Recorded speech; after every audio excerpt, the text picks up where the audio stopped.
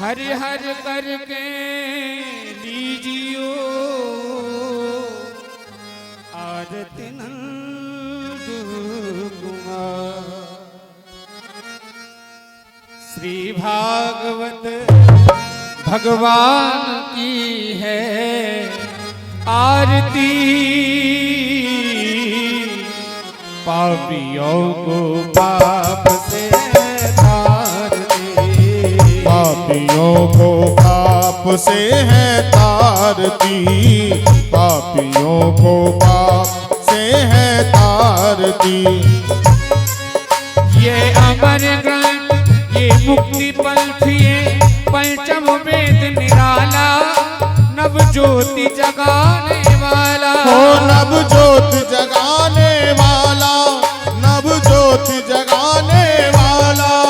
हरि नाम यही हरि ध्यान यही, हरि नाम यही हरि ध्यान यही, जग के मंगल की आरती। पापियों को पाप से है तारती, पापियों को पाप से है तारती।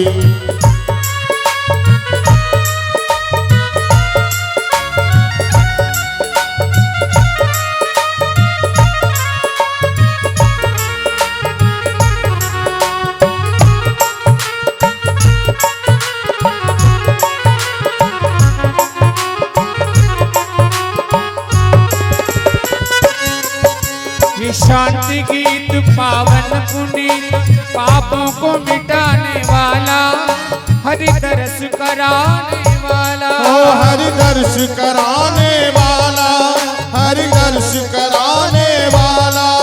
ये सुख करनी ये दुख हरनी, ये सुख करनी ये दुख हरनी, श्री मधुसूदन की आरती। पापियों को पाप से है तारती, पापियों को पाप से है तारती।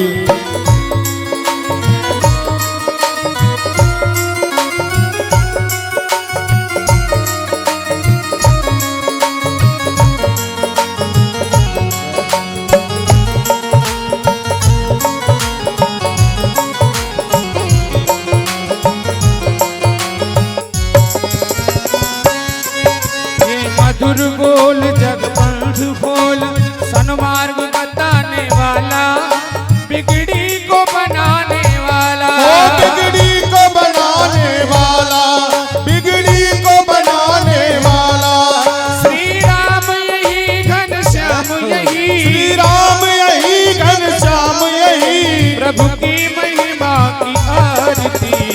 पापियों को पाप से है तारती, पापियों को पाप से है तारती। श्री भागवत भगवान की है आरती, पापियों को पाप से है तारती, पापियों को पाप से है तारती। लाल की जय हो, जय जय श्री राधे श्याम। नमः पार्वती पतये हर हर महादेव। गिरधारी श्याम बनवारी, हाथ उठा के राधा रमण गिरधारी, गिरधारी श्याम बनवारी। ओ गिरधारी श्याम बनवारी, ओ गिरधारी श्याम बनवारी। हाँ गिरधारी श्याम बनवारी। ओ गिरधारी श्याम बनवारी। ओ मेरो राधा रमण गिरधारी, गिरधारी श्याम बनवारी। ओ मेरो राधा रमण गिरधारी, गिरधारी श्याम बनवारी।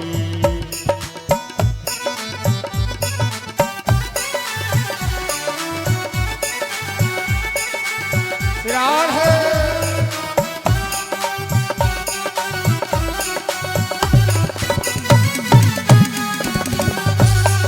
हरि बोल।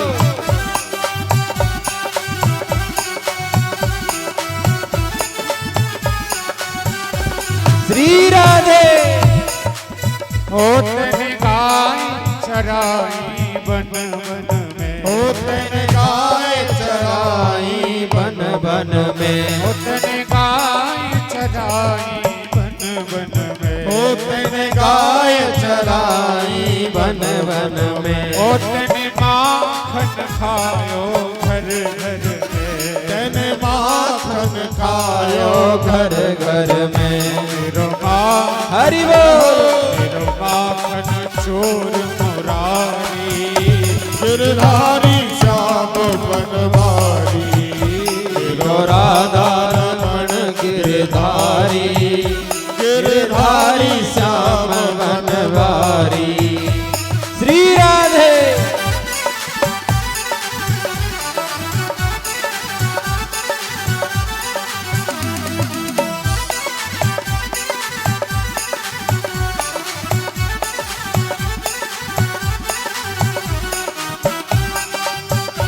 हरि बोल।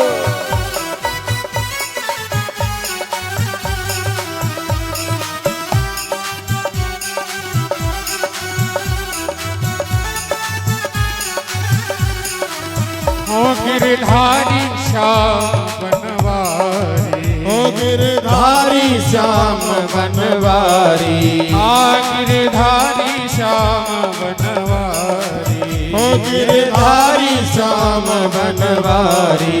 ओ मेरो राधा हरि बोल।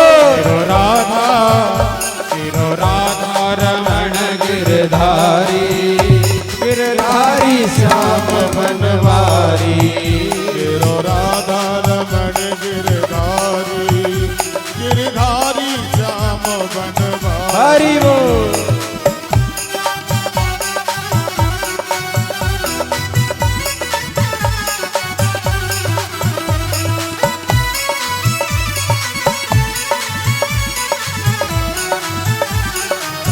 हाथ उठा के।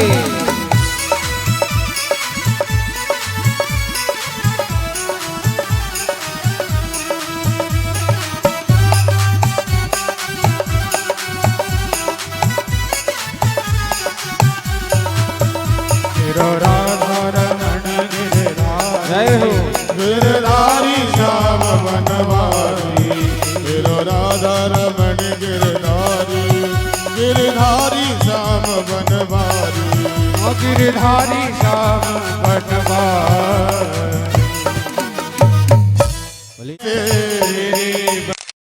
गोविंद तेरी बन जाएगी गोविंद गुण गाए से, तेरी बन जाएगी।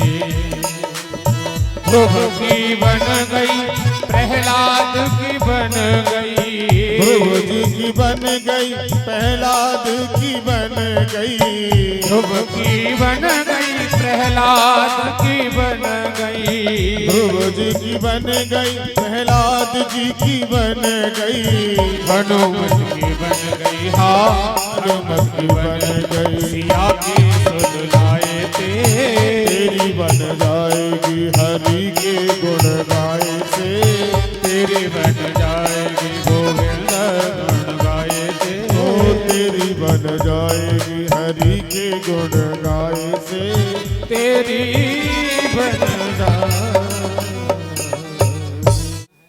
अब तो भक्ति मैया बड़ी प्रसन्न हो गई और नारद जी की स्तुति करने लगी। हाथ जोड़कर कहने लगी कि प्रभु तो मेरे बच्चों का भी कल्याण करिए, मेरे बच्चों के लिए भी कुछ उपाय बताइए।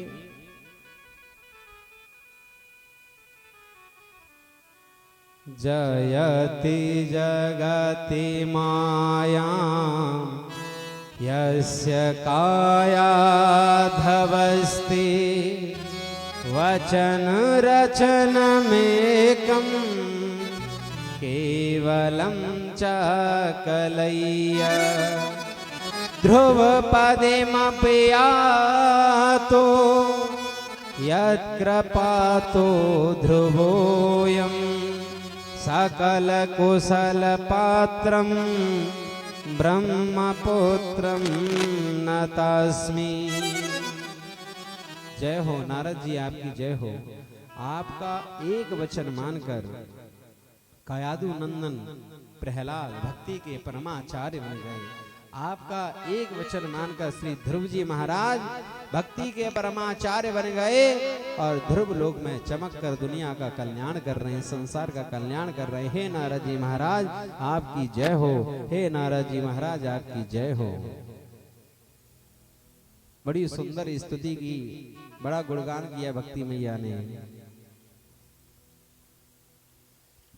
भगवान के नाम संकीर्तन से ही संसार के जितने भी पाप और ताप होते हैं वो नष्ट हो जाते हैं। आइए एक छोटा सा भजन। ब्रज के नंद लाला, ब्रज के नंद लाला, राधा झुके सांवरिया, सब दुख दूर हुए जब तेरा नाम लिया।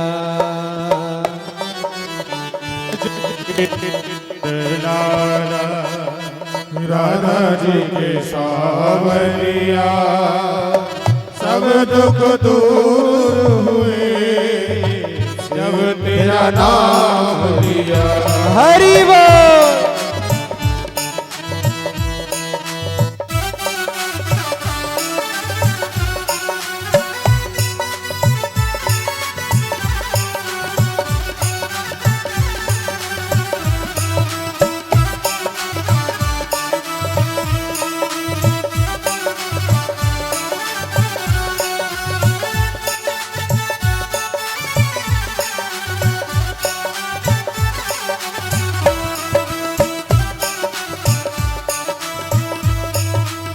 मीरा पुकारे तुझे गिरधर गोपाला। ओ मीरा पुकारे तुझे गिरधर गोपाला। बन गया अमृत में विष का भरा प्याला। कौन जिसने तेरा नाम लिया, सब दुख दूर हुए जब से तेरा नाम लिया। ब्रज के नंद लाला, जय हो राधा जी के सांवरिया, सब दुख दूर हुए जब से तेरा नाम लिया।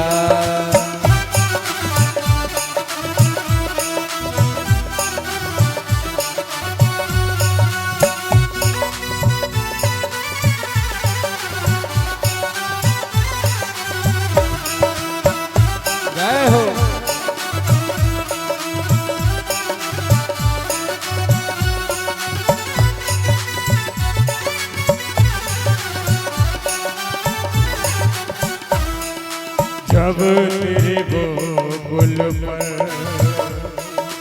आई विपदा भारी, जब तेरे गोकुल में आई विपदा भारी, एक इशारे पर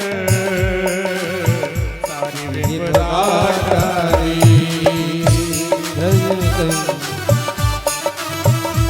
हरि बोल।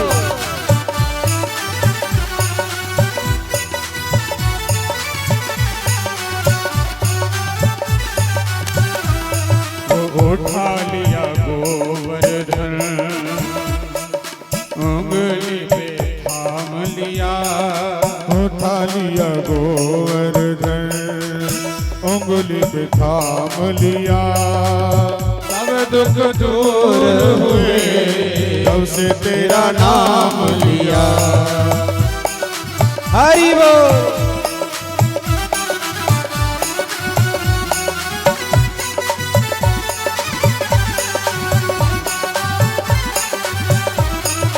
ब्रज के नंद लाला, राधा झुके सांवरिया सब दुख दूर हुए जब से तेरा नाम लिया रे नंद लाला राधा झुके सांवरिया सब दुख दूर हुए जब तेरा नाम लिया। नारद जी भाई मेरे छोरन के लिए उनको छू पाए करोगे इनको दुख दूर है जाए। बोले कोई नहीं इनका दुख तो वही दूर कर दूं मैं। बोले ठीक। उन्होंने भगवत गीता का पाठ किया, वेद का पाठ किया, वेदांत का पाठ किया और एक बार नहीं कई बार किया। और पाठ करने के बाद उन अंगड़ाई लेते हैं, जमाई लेते हैं और जमाई लेने के बाद फिर से बेहोश हो जाते हैं। बार बार प्रयास किया, हाथ पकड़ पकड़ के हिलाने लगे, ज्ञान वैराग्य अरे जाग जाओ, प्रबुद्धताम प्रबुद्धताम। बार बार प्रयास किया लेकिन वो जमाई लेते और वहीं की वहीं गिर जाते हैं। तभी आकाशवाणी हुई, अरे नारद तुम्हारा जो उद्यम है, तुम जो मेहनत कर रहे हो तुम्हारी मेहनत अवश्य सफल होगी, लेकिन तुम्हें कोई सत्कर्म करना पड़ेगा। बोले सत्कर्म? इतने में आकाशवाणी बंद होगी, पूछा ही नहीं क्या है। बोले विचार करने लगे इतनी देर से हम जो वेद का वेदांत का पाठ कर रहे हैं ये सत्कर्म ही तो था और क्या था। बोले नहीं ये सत्कर्म तुम्हें कोई महात्मा बताएगा। अब वो सत्कर्म पूछने के लिए श्री नारद जी महाराज आज जगह जगह महात्माओं के पास जा रहे हैं, पूछ रहे हैं। बोले महाराज जी सत्कर्म क्या है बताइए। नारद जी को जब आया देख तो पूछ, महात्मा सोच रहे हैं इतना बड़ा महात्मा तो इसको बात पता नहीं, हम तो छोटे मोटे महात्मा हमें कहाँ से पता होगी। अभी कोई डॉक्टर हो MBBS बड़ा पढ़ा लिखा डॉक्टर हो और वो झोला छाप डॉक्टर से पूछे भाई खांसी की दवा क्या होती है, वो बता पाए? वो बोल ही ना पाएगा वो तो महाराज। बोले इनके सामने क्या बोले। कुछ तो महात्मा दाएं हो जाते हैं, कुछ बाएं हो जाते हैं, कुछ तो बहाना कर देते हैं। बोले हमारा भी मौन व्रत चल रहा है, कह दो नारद जी से हम बोलते नहीं है। अभी उत्तर तो बड़ा कठिन है लेकिन अभी दे नहीं पाएंगे। इसी उत्तर की तलाश में पहुंचे उत्तराखंड।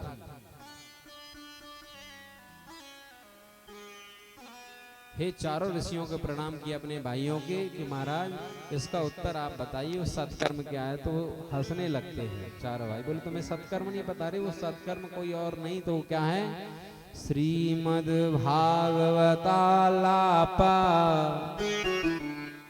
बोले वो श्रीमद् भागवती ये सुखदेव जी द्वारा गाया हुआ वही तो सत्कर्म है। बोले मैं नहीं मानता वो सत्कर्म है। बोले क्यों?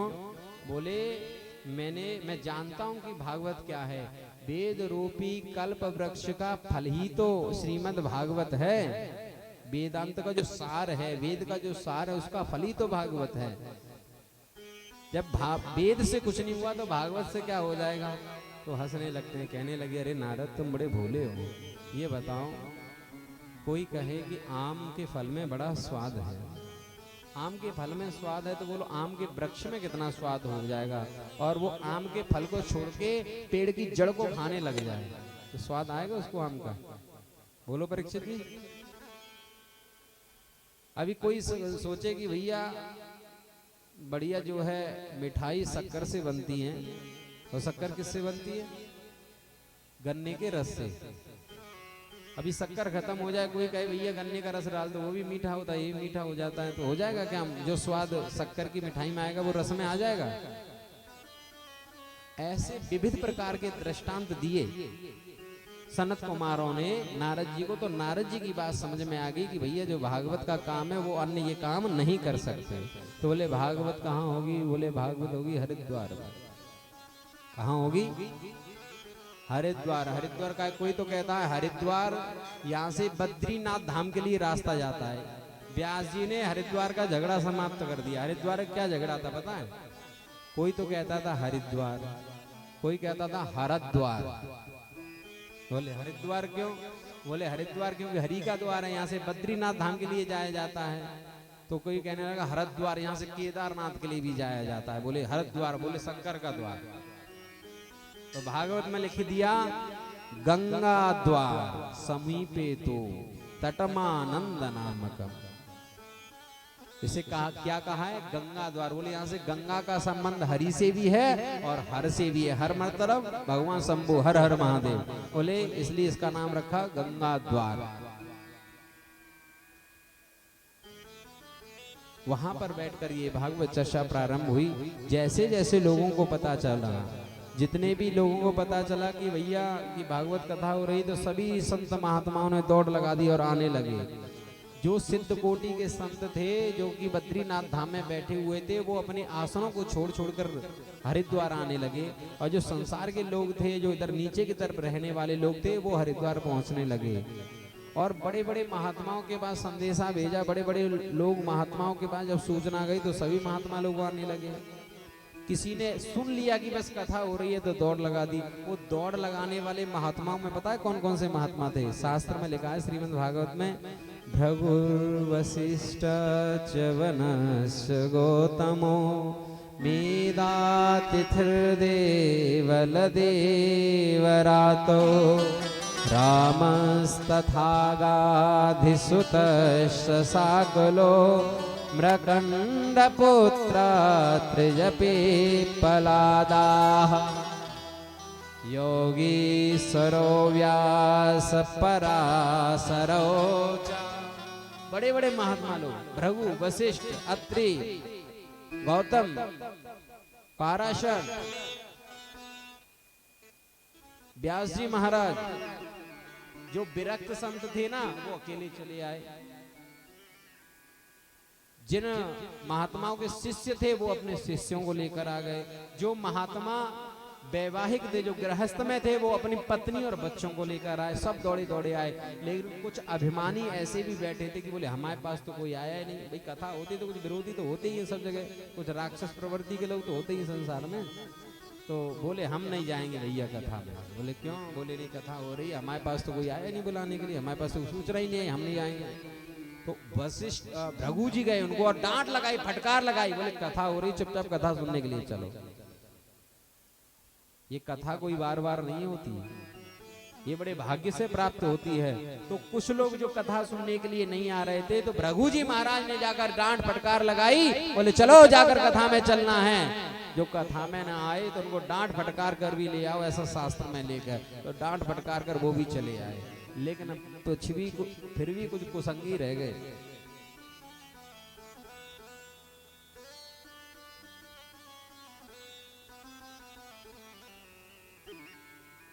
खूब शंख ध्वनि होने लगी, वेद ध्वनि होने लगी और भागवत का आयोजन हुआ। सदा सेव्या सदा सेव्या। बोले भागवत कथा कब होनी चाहिए? बोले दुनिया के जितने भी कार्य हैं ना, जैसे विवाह होता है, तो विवाह को लिए क्या देखा जाता है? मुहूर्त। लेकिन भागवत में क्या लिखा है? सदा सेव्या सदा सेव्या। जब भागवत की कथा हो जाए वही मुहूर्त है। ज्यादा तिथि योग नक्षत्र पंचांग देखने की आवश्यकता नहीं है। महाराज सदा सेव्या हमेशा ही भागवत की कथा जब शुरू हो जाए तभी मुहूर्त होता है। और जब भी भागवत कथा होती है तो बड़े भाग्यशाली वो लोग होते हैं जिनके गांव में, जिनके क्षेत्र में श्रीमद् भागवत कथा होती है। और हमें अपना अभिमान त्याग कर भागवत कथा सुनने के लिए अवश्य जाना चाहिए। जो लोग भागवत कथा हो रही है और जो लोग कथा सुनने के लिए नहीं आते, अपने घरों में बैठे रहते हैं, अपने मकानों में बैठे रहते हैं, बैठकर टीवी देखते रहते हैं, मोबाइल चलाते रहते हैं, तो भगवान कहते हैं, देव समाज कहता है, एवं बदंति दिव देव समाज मुख्या, कहता है वह मनुष्य तो मनुष्य है ही नहीं, वो मनुष्य तो पशु है। कैसा पशु है कि पशु के 4 पैर होते हैं, वो 2 पैर वाला पशु है। और उसका जन्म तो इसलिए हुआ है जैसे कि पृथ्वी पर भार बढ़ाने के लिए। जैसे माँ मल का त्याग करती है, स्त्रियां मल का त्याग करती है, वो मल किसी काम का नहीं रहता। जो व्यक्ति कथा हो रही हो और कथा में न बैठे, बैठने के लिए आ सकता है लेकिन अभिमान वश आकर न बैठे, तो उस व्यक्ति को माँ की गंदगी के समान समझा जाता है। बोले इतनी सारी गालियां दे रहे हो। बोले अगर वो भोजन भी कर रहा हो ना, कथा हो रही हो, कुछ खा पी रहा है, तो ऐसा समझो जैसे कि मुर्दे के हाथों से खा रहा है। इतनी सारी गालियां दे। बोले ऐसा आप शब्द क्यों कह रहे हैं महाराज? बोले हम नहीं कह रहे, ऐसा भागवत में लिखा हुआ है, ये देव समाज है ये कह रहा है। बोले हम अमृत लेकर गए कथा सुनने के लिए। किसके पास गए थे? सुखदेव जी से। लेकिन सुन पाए कथा? भगा दिया था देवताओं ने। हम देवता होकर भी अमृत लेकर गए, तब भी कथा हमें नहीं मिली। लेकिन ये अभागे मनुष्यों को देखो, अपने घरों में बैठकर टीवी चला रहे हैं, अपने घरों में बैठकर मोबाइल देख रहे हैं, अपने घरों में क्रियाकलापों में लगे पड़े हैं, बल्कि कथा हो रही कथा में आके नहीं बैठ रहे हैं। इनसे बड़ा दुर्भाग्यशाली संसार में कोई हो नहीं सकता। गंगा घर में आई है, और गंगा जब घर में आई है, कोई यदि इसमें अवगाहन न करे, कोई आचमन नहीं करे, तो उसके समान दुर्भाग्यशाली संसार में कोई हो ही नहीं सकता। ऐसा मैं नहीं कह रहा हूं, कौन कह रहा है ऐसा? ये भागवत महापुराण कह रहा है। भैया कल कोई शाम को लठ लेके आ जाए, बोले महाराज जी तुम यूं कह रहे हैं, ऐसी बात नहीं है। बोली राधा रानी सरकार की जय। प्यारे भक्तों, बड़ी सुंदर भागवत कथा हुई, दिव्य अलौकिक संकीर्तन की ध्वनि सुनाई पड़ी थी। सभी लोग देखने लगे कि भैया क्या है, तो सबने क्या देखा? भक्ति सुतौ तौ तरुणौ गृहीत्वा प्रेमैकरूपा सहसा विरासीत्। श्री कृष्ण गोविंद हरे मुरारी नाथेति नामानि मुहुर्वदन्ति। भक्ति सुतौ तौ, सुत माने क्या होता है? पुत्र।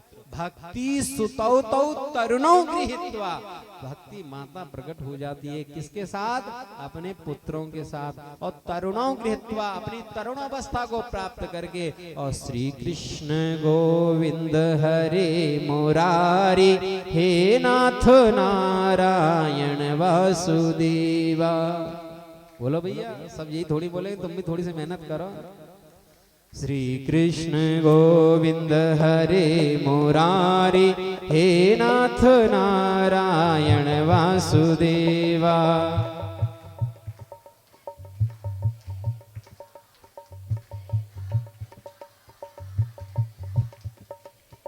पचास ग्राम और बढ़ाओ। श्री कृष्ण गोविंद हरे मुरारी हे नाथ नारायण वासुदेवा।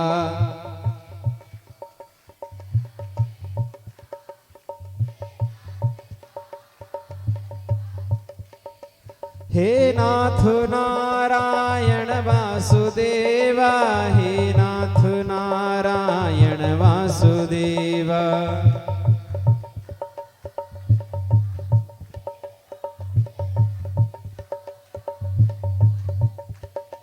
श्री कृष्ण गोविंद हरे मुरारी हे नाथ नारायण वासुदेवा।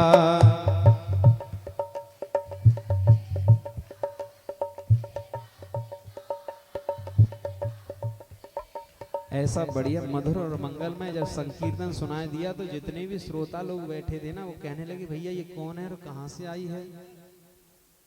भाई कौन है ये, कहाँ से आ गई है? कथम प्रविष्टम कथम आगतेयम, ये कौन है, कहाँ से आई है, कहाँ से प्रवेश किया, ये कौन है? तभी भक्ति ने कहा कि मैं स्वतः ही प्रकट हो गई हूँ। भक्ति मैया ने सनकादियों से प्रणाम करके पूछा, भगवान यहाँ बैठने की व्यवस्थाएं सबकी अलग अलग हैं। एक तरफ स्त्रियां बैठी हुई हैं, एक तरफ पुरुष बैठे हुए हैं, एक तरफ वक्ता बैठे हुए हैं। भैया हमारी कहाँ व्यवस्था है, हम कहाँ बैठेंगे? तो भगवान कहते हैं सकल भुवन मध्ये निर्धनास्ते धन्या निवसित हृदये सा श्रीहरिर्भक्तिरेका। सकल भुवन मध्य निर्धनास्ते धन्या। जितने भी संसार में जो भी भक्त दिखाई दे रहे हैं ना, आप उनके हृदय भवन में जाके बैठो। जब हृदय भवन में भक्ति मैया विराजमान हो जाएंगी तो वो लोग क्या होगा? कृष्ण भगवान तो अपने आप ही आ जाएंगे।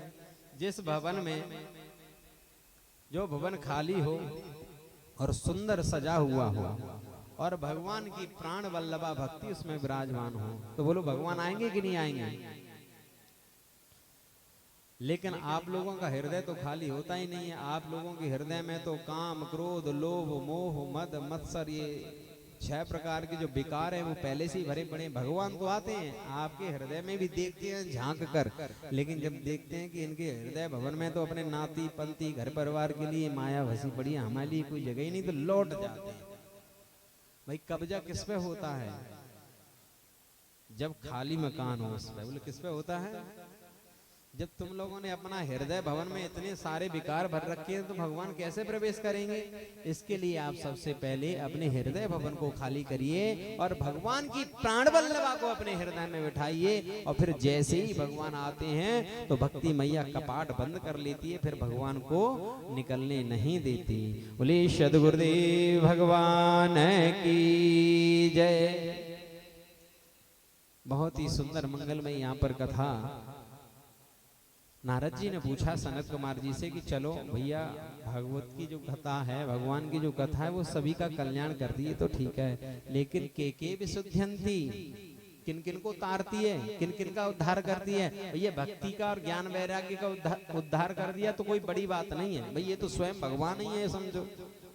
भक्ति भगवान की प्राण वल्लभा है, ज्ञान वैराग्य भगवान का ही स्वरूप है। बोले ये तो कोई बड़ी बात नहीं, और किस किस का उद्धार कर दिया?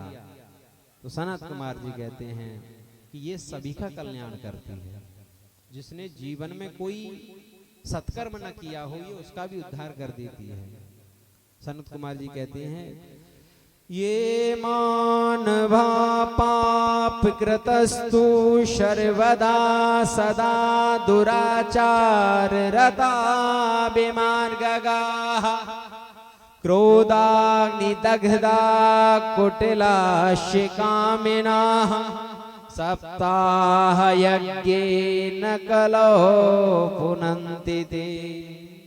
ये मानवा, जिस मनुष्य ने जीवन में पाप कृतस्तु, पाप करता रहा हो, दुराचार रता विमार्गगाः, दुराचार के मार्ग पे हमेशा चलता रहा हो, क्रोध की अग्नि में दधकता रहा हो, कुटिल हो, कामी हो, वो भी सप्ताह यज्ञ न कलो पुनन्ति ते, सप्ताह यज्ञ से उसका भी तरण हो जाता है।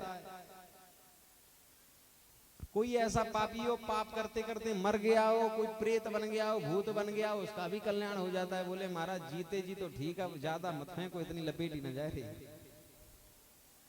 बोले ऐसे फेंक नहीं रहे, ये शास्त्रोक्त बात कर रहे हैं। बोले बताओ कोई कथा ऐसी है? बोले कथा सुनाता हूँ।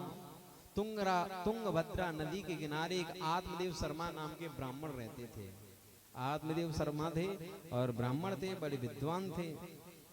इनकी एक पत्नी थी जिनका नाम था श्रीमती धुंधली देवी। क्या नाम था? यथा नाम तथा गुण, जैसा उनका नाम था वैसा ही उनका गुण था। उनके गुण क्या थे पता है? शास्त्र कहता है लोकवर्ता लोकवार्ता रता क्रूरा प्राय सौ बहु जल्पिका। लोकवार्ता रता क्रूरा प्राय सौ बहु जल्पिका, अर्थात जब तक पास पड़ोस में एक दो बार लठिया ना उठ जाए, लाठी डंडा ना हो जाए, एक आध बार लाठी चार्ज ना हो जाए, प्राय सौ बहु जल्पिका, जब तक लाठी चार्ज ना हो जाए तब तक उसका मन नहीं लगता था, भोजन ही नहीं हजम होता था। ऐसा उसके अंदर दिव्य गुण था उसके अंदर। और जब पतिदेव आ जाते थे ना, मान लो पतिदेव रहते हो वहीं खेतों पे, जंगल में रहते हो, और शाम को आए तो एकदम एक लोटा जल और गिलास लेके खड़ी हो जाए, बोले पतिव्रता हम ही हैं, इनके बाद किसी का नंबर ही नहीं है। ऐसा ढोंग करती थी वो। तुम में से यहाँ कोई नहीं करता है, मुझे पता है। तुम लोग तो सब बहुत बढ़िया हैं।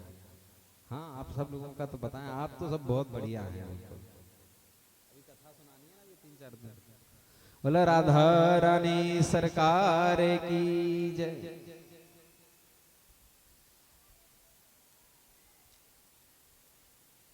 तो ऐसा उसका गुण था। अब पंडित जी के यहाँ कोई कमी नहीं थी। पंडित जी के यहाँ पर बहुत सारा खूब धन था, खूब यजमानी थी, खूब पंडिताई बढ़िया चलती थी, सारी चीजों की सुख सुविधाएं थी। इनके यहाँ कष्ट एक ही था, इनके यहाँ कोई पुत्र नहीं था। ये जो फल लेकर आते थे ना घर में, वो फल भी जल्दी सड़ जाते थे। घर में एक गाय थी, वो भी बांझ थी, उसके भी कोई बच्चा बच्चिया कुछ नहीं था।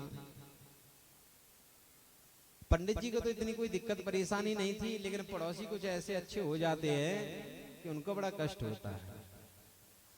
अगर कुछ ज्यादा ही पड़ोसी अच्छे बढ़िया मिल जाएं तो कहो तुम्हें रहने ही ना दें, तुम्हें जड़ से उखाड़ के फेंक दें। पड़ोसियों को बड़ी चिंता रहती है, पड़ोसियों का बड़ा ध्यान रहता है कि आपकी बच्ची कहाँ जा रही है, कहाँ नहीं जा रही है। लेकिन पड़ोसियों को ये ध्यान नहीं रहता कि घर में खाने के लिए भी है या नहीं है। पड़ोसियों को ये ध्यान होता है कि आपकी बच्ची बड़ी हो रही है, लेकिन पड़ोसियों को ये ध्यान नहीं होता कि घर में खाने के लिए आज अन्न है भी या नहीं है। भाई जो ध्यान देते हैं सारी चीजों पे, उनसे निवेदन है थोड़ा घर में भी देख लिया करें, कुछ खाने पीने की उनकी यहाँ कोई कमी कोई समस्या तो नहीं, उसका भी उद्धार कर दिया करें। तो पड़ोसियों का आना शुरू हुआ, पड़ोसियों ने कहना प्रारंभ कर दिया, बोले पंडित जी तुम्हारे यहाँ कोई लड़का लड़की कुछ नहीं है, गाय भी तुम्हारे यहाँ ऐसी है, गाय की भी कोई बच्चा बच्चिया कुछ नहीं है, पितृ दोष है तुम्हारे घर में। पंडित जी दुनिया के काम कर दियो, अपने घर में भी देख लो। अब पंडित जी बड़े दुखी हुए। मनुष्य अपने दुखों से उतना दुखी नहीं होता जितना कि दूसरों के सुखों से दुखी हो रहा है।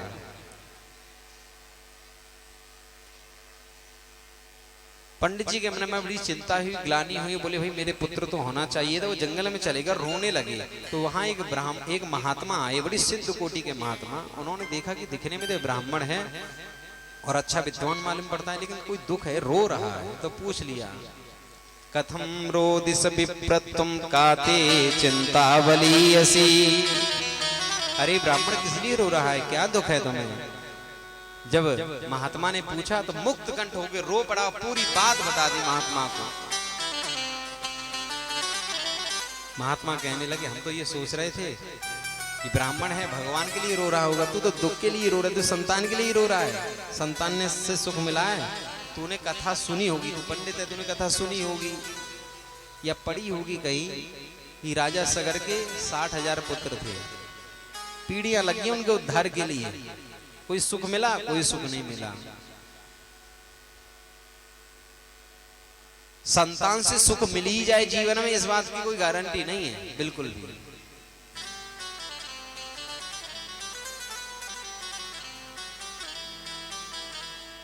बहुत सारे उदाहरण दिए, तो अंतिम में पंडित जी बोले, ऐसा है महात्मा जी, मेरा भी काम पंडिताई का ही है, मैं भी यही कथा सुनाता हूँ लोगों को। जो तुम ज्ञान दे रहे हो ना, ये ज्ञान मैं भी देता हूँ, ऐसी कथा मुझे भी बहुत आती है। पुत्रम देहि बलादपि, मुझे जो पुत्र दो। अरे तुम सन्यासी महात्मा हो, तुम क्या जानो गृहस्थ का सुख क्या होता है। जब छोटा सा बच्चा जब घर में होता है, तूतली भाषा में जब बोलता है ना, तो कान में ऐसे लगता है जैसे रसगुल्ला जैसे घुर गया हो। अरे तुम तो महात्मा फकीर आदमी, तुम क्या जानो घर गृहस्थ में क्या होता है। गृहस्थ तो तभी बहुत अच्छा है जब कोई ना कोई संतान घर में हो, और तुम महात्मा तुम ये विषय नहीं जानते हो, इसलिए मुझे तो एक ही बात चाहिए, पुत्रम देहि बलादपि। तो महात्मा ने उसका मस्तिष्क देखा ब्राह्मण का, उन्होंने कह दिया तू पुत्र के लिए रो रहा है, इस जन्म के लिए रो रहा है, तेरे तो 7 जन्मों तक कोई संतान नहीं दिखाई दे रही। जो ये कहा 7 जन्मों तक नहीं दिखाई दे रही, तो जोर से अपना माथा पटका ब्राह्मणों महात्मा के चरणों के पास पत्थर पे। महात्मा डर गया, क्या करता है? बोले प्राणांत कर रहा हूँ, आत्महत्या कर रहा हूँ। बोले भाई मेरे सामने क्यों कर रहा है? बोले मैं तो, मेरा जो दुख था ना जीवन में, यही दुख था कि भैया एक ही जन्म में संतान नहीं है, लेकिन आपकी बातों ने मेरे दुख को 7 गुना ज्यादा बढ़ा दिया, क्योंकि आपने बताया है कि 7 जन्मों तक कोई संतान नहीं होगी। आपने तो मेरे दुख को 7 गुना बढ़ा दिया है। अब मैं आपके चरणों में आत्महत्या कर लूंगा, और ब्रह्म हत्या का पाप का आपको जरूर लगेगा। बोले मुझे क्यों लगेगा? बोले आपने तो बताया है, इसलिए आपको लगेगा दुख। मैं तो एक ही जन्म के लिए रो रहा था, तो 7 जन्मों के लिए रो रहा हूं। महात्मा पसीज गए, बोले अरे भैया ये तो हम, अरे मैं तुझे संतान कहां से दे दूं, तेरे तो भाग्य में नहीं है। बोले नहीं, मुझे पता है, तुम कह दोगे तो संतान हो जाएगी। तो महात्मा ने अपनी झोली से एक फल निकाला और भगवान का नाम लिया, इस ब्राह्मण के संतान हो जाए। बोले ये फल जाके अपनी पत्नी को खिला देना, और नियम संयम बता दिए। जैसे ही फल लिया हाथ में, वो फल लेकर ब्राह्मण दौड़ा दौड़ा घर आया और आवाज लगाई, अरे धुंधली। धुंधली बड़ी प्रसन्न हुई, बोले पतिदेव को आज दक्षिणा में बढ़िया हार मिला होगा, बहुत बढ़िया। बोले हाँ क्या मिला है? बोले ये फल मिला है। बोले ये क्या लिया है? फल फल तो रोज ही मिलते हैं। बोले साधारण फल नहीं है। बोले तो ये फल को खाओगे संतान हो जाएगी। विचार करने लगी, पंडित तो बौराएगा बिल्कुल। कभी चूरन ले आवे, कोई चटनी ले आवे, कोई पत्ता ले आवे, कोई दवाई ले आवे, इनसे कोई संतान होती है? बोले खा ले। बोले ऐसी थोड़ी खाऊंगी, पहले नहा लूं, स्नान कर लूं, पूजा कर लूं, धूप दीप दिखा दूं, तब खाऊंगी। बोले हाँ हाँ ये बहुत अच्छी बात है, ठीक है, ऐसा ही ठीक है। खा लेना? बोले हाँ ठीक है खा लूंगी। पंडित जी इतना कह के चले गए। अब फल लिया हाथ में और फल लेकर विचार करने लगी क्या करूं, खाऊं या ना खाऊं। तो एक पड़ोसन आगे इसके यहाँ पर, उसने कहा बहन क्या सोच रही है? बोले पंडित जी ये फल लेकर आए हैं। बोले किसके लिए? बोले इसे खाएंगे तो संतान हो जाएगी। बोले तेरे तो भाग्य खुल गए, तेरे घर में तो वैसी कोई संतान नहीं है, खा ले प्रसाद है। बोले फल तो खा लूं पर एक समस्या है। बोले क्या? फल भक्षेण गर्भस्यात्, फल भक्षेण गर्भस्यात् गर्भेणोदर वृद्धिता, स्वल्प भक्षम ततो शक्ति गृह कार्यम गतम भवि। फल भक्षेण गर्भस्यात्, जब फल खाओगे तो गर्भ ठहर जाएगा, गर्भ ठहर जाएगा तो पेट भी बड़ा हो जाएगा, और जब पेट बड़ा हो जाएगा तो भोजन कम कर पाऊंगी, जब भोजन कम करूंगी तो शरीर में शक्ति कम रहेगी। बोले तुझे कौन सा युद्ध करने जाना है? बोले अरे नहीं, घर का काम कैसे होगा? बोले घर का काम भैया अपनी ननद को बुला लेना और बधाई के नाम पे जो बने सो दे देना। 6 महीने पहले ही बुला लियो, घर का खूब काम करवाइयो, बधाई के नाम पे जो बने 100-200 से दे दियो। बोले ना बहन अपनी ननद को ना बुलाऊंगी। बोले क्यों? बोले ननद तो मेरी महा चोटती है, पूरे घर साफ कर जाएगी, घर का पूरा माल लेके चली जाएगी, अपनी ननद को ना बुलाऊंगी बिल्कुल।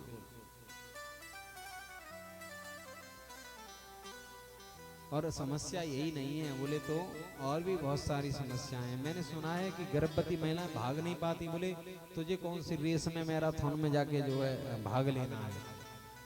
बोले नहीं, मैंने सुना मतलब कभी ऐसा हो गया, देवात घाटी व्रजित ग्राम, कहीं दैव योग से मान लो गांव में आग लग गई, गांव के सब लोग तो भाग जाएंगे, मैं तो रह जाऊंगी। बोले बहन तू कैसी बात करती है कि गांव में आग लग जाएगी, कहीं कुछ हो जाएगा, चुपचाप फल खा ले। बोले नहीं बहन फल तो एक समस्या और है।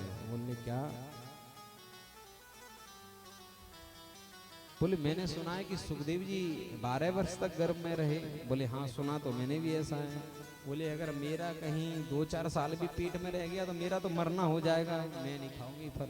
और मैंने सुना है कि लालने पालने, जब बच्चे का लालन पालन होता है तो बड़ा दुख उठाना पड़ता है भैया। कभी कहीं मान लो गंदगी कर देते हैं बच्चे, कहीं बाथरूम कर लेते हैं, भाई बार बार उनके कपड़ों को चेंज करो, नहलाओ धुलाओ। बोले बड़ा कष्ट होता है। मेरे हिसाब किताब में तो वही सुखी है जिनके पुत्र नहीं है। वो कह रही है सुखनी चेत में मती, बंद्याचा विधवा नारी सुखनी चेत में मती। मेरे हिसाब से तो वही सुखी है जिसके पुत्र नहीं है। वो कहने लगी बहन तू धन्य है भैया, तू फल खा चाहे मत खा, मैं तो जा रही हूँ, तेरे चक्कर में मेरी बुद्धि और खराब है जाएगी। चली गई वहां से। इतने में उसकी एक छोटी बहन आ गई और वो चाहती थी कि इसके अकाउंट संतान हो ही ना। क्यों?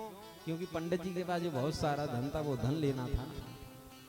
उसने कहा आती अरे बहन ये फलों से कहीं संतान होती है? अच्छा तू या फल की परीक्षा कर ले, या फल को तू तेरे घर में जो गैया है ना वहाँ को खिलाया जाए, बहू के तो कोई बच्चा बचिया नहीं है। बोले हाँ ये ठीक कही है। और रही तेरी बात तो पंडित जी से कह देना कि मैंने फल खा लिया है और मेरे संतान होने वाली है, मैं अपनी संतान तुझे दे दूंगी, तेरा भी काम बन गया, बदले में तू कुछ धन दे देना, मैं अपने पति को मना लूंगी। बोले बहन हो तो ऐसी 2 मिनट में ही पूरा जो है काम बना दिया पूरा। ऐसा ही किया। पंडित जी ने पूछा फल खा लिया? बोले हाँ फल खा लिया, मुझे बड़ा फर्क पड़ रहा है, फल से बड़ा आराम मिला जब से फल खाया है। बोले ठीक है। पेट पे कपड़ा बांध ले दिया, जैसे जैसे महीना बढ़े वैसे वैसे भाई कपड़ा पड़े पेट पे। और जो फल था वो गाय को खिला दिया।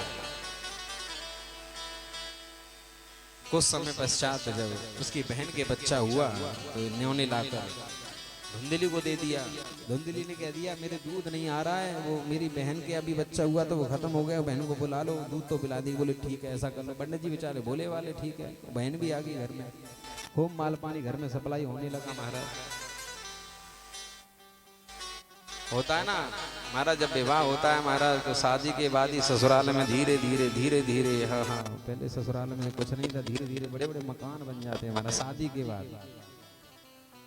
और फिर जो बेटा होता है ना उसको ससुराली प्यारी लगती है, बोले मम्मी पापा तो कुछ जान ही ना है, ये तो बिल्कुल बुद्धिहीन है, इनकी तो बुद्धि खराब है गई है। और फिर घर में आवागमन होता है, कभी साली रह के जाती है 6-6 महीने 3-3 महीने, नहीं साले साहब हाँ जीजा बताओ क्या करना, हम करेंगे बिल्कुल, हम खड़े हैं। वो बड़ा प्रसन्न हो जाते हैं, भाइयों को बंधुओं को भूल जाता है, बोले तो साला ये जो कुछ है सब कुछ अब तो वही है। धीरे धीरे क्या होता है कि जीजा रोड पे आ जाता है, साले ऊपर पहुंच जाते हैं। वहां परीक्षित जी हो जाता है कि नहीं हो जाता है? अरे आजकल तो ऐसा हो रहा है महाराज, खूब हो रहा है। और हमारे बहुत सारे देखा देखी ऐसी है, आंखों के सामने हुआ है। आप लोगों की तो उम्र बहुत है, आपकी तो यानी कितने हुए होंगे। बोले राधा रानी सरकार की जय। पंडित जी बड़े प्रसन्न हुए, बोले हमारे यहाँ छोरा भय हो है, खूब महाराज खूब धन लुटाया, खूब आनंद मनाया, खूब लोग बधाई ले लेकर आ रहे थे। कुछ समय पश्चात जो गाय को फल खिलाया था उसके भी एक बछड़ा हुआ। उसका शरीर पूरा मनुष्य जैसा सुंदर था, बहुत ही भव्य शरीर था, लेकिन उसके कान गाय के कान जैसे थे। दोनों का नामकरण हुआ तो पंडित जी ने सोचा मेरे बेटे का नाम तो जो है, मेरा नाम आत्मदेव है, मैं अपने बेटे का नाम परमात्मदेव रखूंगा। तो धुंधली बोली अच्छा जी नाम आप रखोगे, 9 महीने तक गर्भ में तो मैंने रखा है, कष्ट तो मैंने झेले हैं, और नाम तुम रखोगे? बोले ना देवी तुम ही रख लो, तुम्हारी इच्छा है। बोले हाँ। बोले क्या नाम रखोगे? बोले मेरा नाम धुंधली है, मेरे बेटा का नाम होगा धुंधकारी।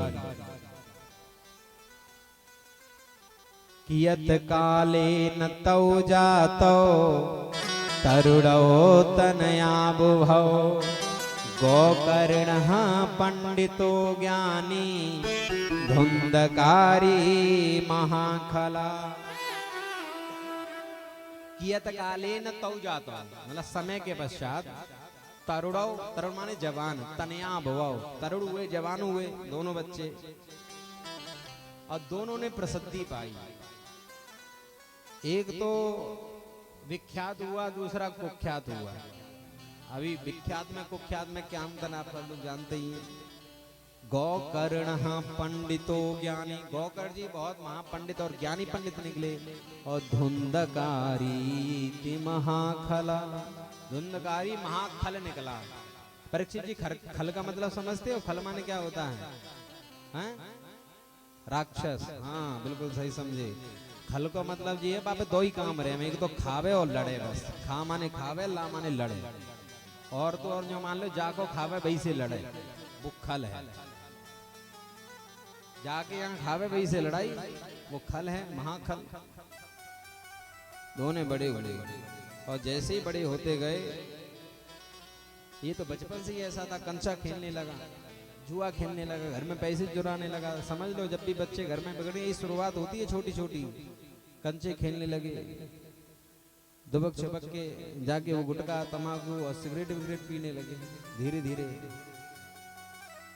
पापा की जेब से कभी पैसे 10 रुपए गायब हैं, किसी दिन 20 रुपए गायब हैं, कभी पैसे कहीं रखे थे वो गायब हैं। ये सब छोटी छोटी चीजें यहीं से समझ जाना चाहिए। आजकल तो सबसे बड़ा बिगाड़ने वाला वो आ गया मोबाइल। वो देखा करो बच्चे मोबाइल में क्या देख रहे हैं, हिस्ट्री चेक किया करो, कैसी कैसी इनकी मानसिक स्थिति इनकी चल रही है, उन सारी चीजों पे विचार किया करो। अब तो ये तो मांस मदिरा खाने लगा, 5-5 कुत्ते पाल लिए इसने, कुत्ते घर में पालने लगा। कुत्ता घर में नहीं पालना चाहिए। जो घर में कुत्ता पालते हैं समझ लो वो घर के देवी देवता उसका भोग नहीं लेते हैं। कुत्ते के लिए रोटी निकालना जरूरी है। घर की जो आखिरी रोटी होती है उस पर कुत्ते का हक होता है। आप बाहर जो कुत्ते हैं उनको रोटी डाल दीजिए, कोई मनाही नहीं। लेकिन कई लोग तो महाराज गले मिलेंगे कुत्ते से, आहा। कभी तो एक ही बिस्तर पर सुलाएंगे अपने साथ रजाई में अंदर। कहीं कहीं तो लोग जाएंगे, लोग एसी में बिठा के लेके जाएंगे बिल्कुल सीट पे एकदम। वो लेटरिन बाथरूम अलग अलग बना के रखे कुत्तों के लिए। और घर में बाहर एक ईंट के पीछे युद्ध करेंगे, एक ईंट जगह के लिए, एक इतनी सी जगह के लिए हमारा युद्ध छुड़ जाएगा। और घर में जो है कुत्ते के लिए पूरा कमरा बना के रखा है। जो लोग कुत्ते पालते हैं सावधान हो जाओ। घर में जिस घर में कुत्ता रहता है पितृ देवता उसका भोग नहीं लगाते हैं, तो सावधान रहें। कुत्ते घर से बाहर पालो और उनको भोजन दो, भोजन के लिए कोई मनाही नहीं। कुत्ता क्या है, शाम के समय सुबह के समय आएगा, रोटी खा के चला जाएगा। ले राधा रानी सरकार की जय। धुंधकारी ने कुत्तों को घर में पाला। ब्राह्मण जो वृत्ति थी उसको अशुद्ध कर दिया। भाई पूजा के लिए जल रखा था, आके चाट जाता था, खराब कर देता था। भगवान का भोग रखा है, वो कुत्ते की दृष्टि पड़ गई तो वो हो गया खराब, वहीं की वहीं भोजन उसका, फिर वो ग्राह्य भोजन नहीं है। जिस भोजन पर कुत्ते की दृष्टि पड़ जाए वो भोजन मतलब समझ लो किसी मतलब का नहीं है। कुत्ते की जो भावना है वही भावना उस व्यक्ति के अंदर आ जाएगी जो भोजन करेगा उस कुत्ते की दृष्टि वाले भोजन को।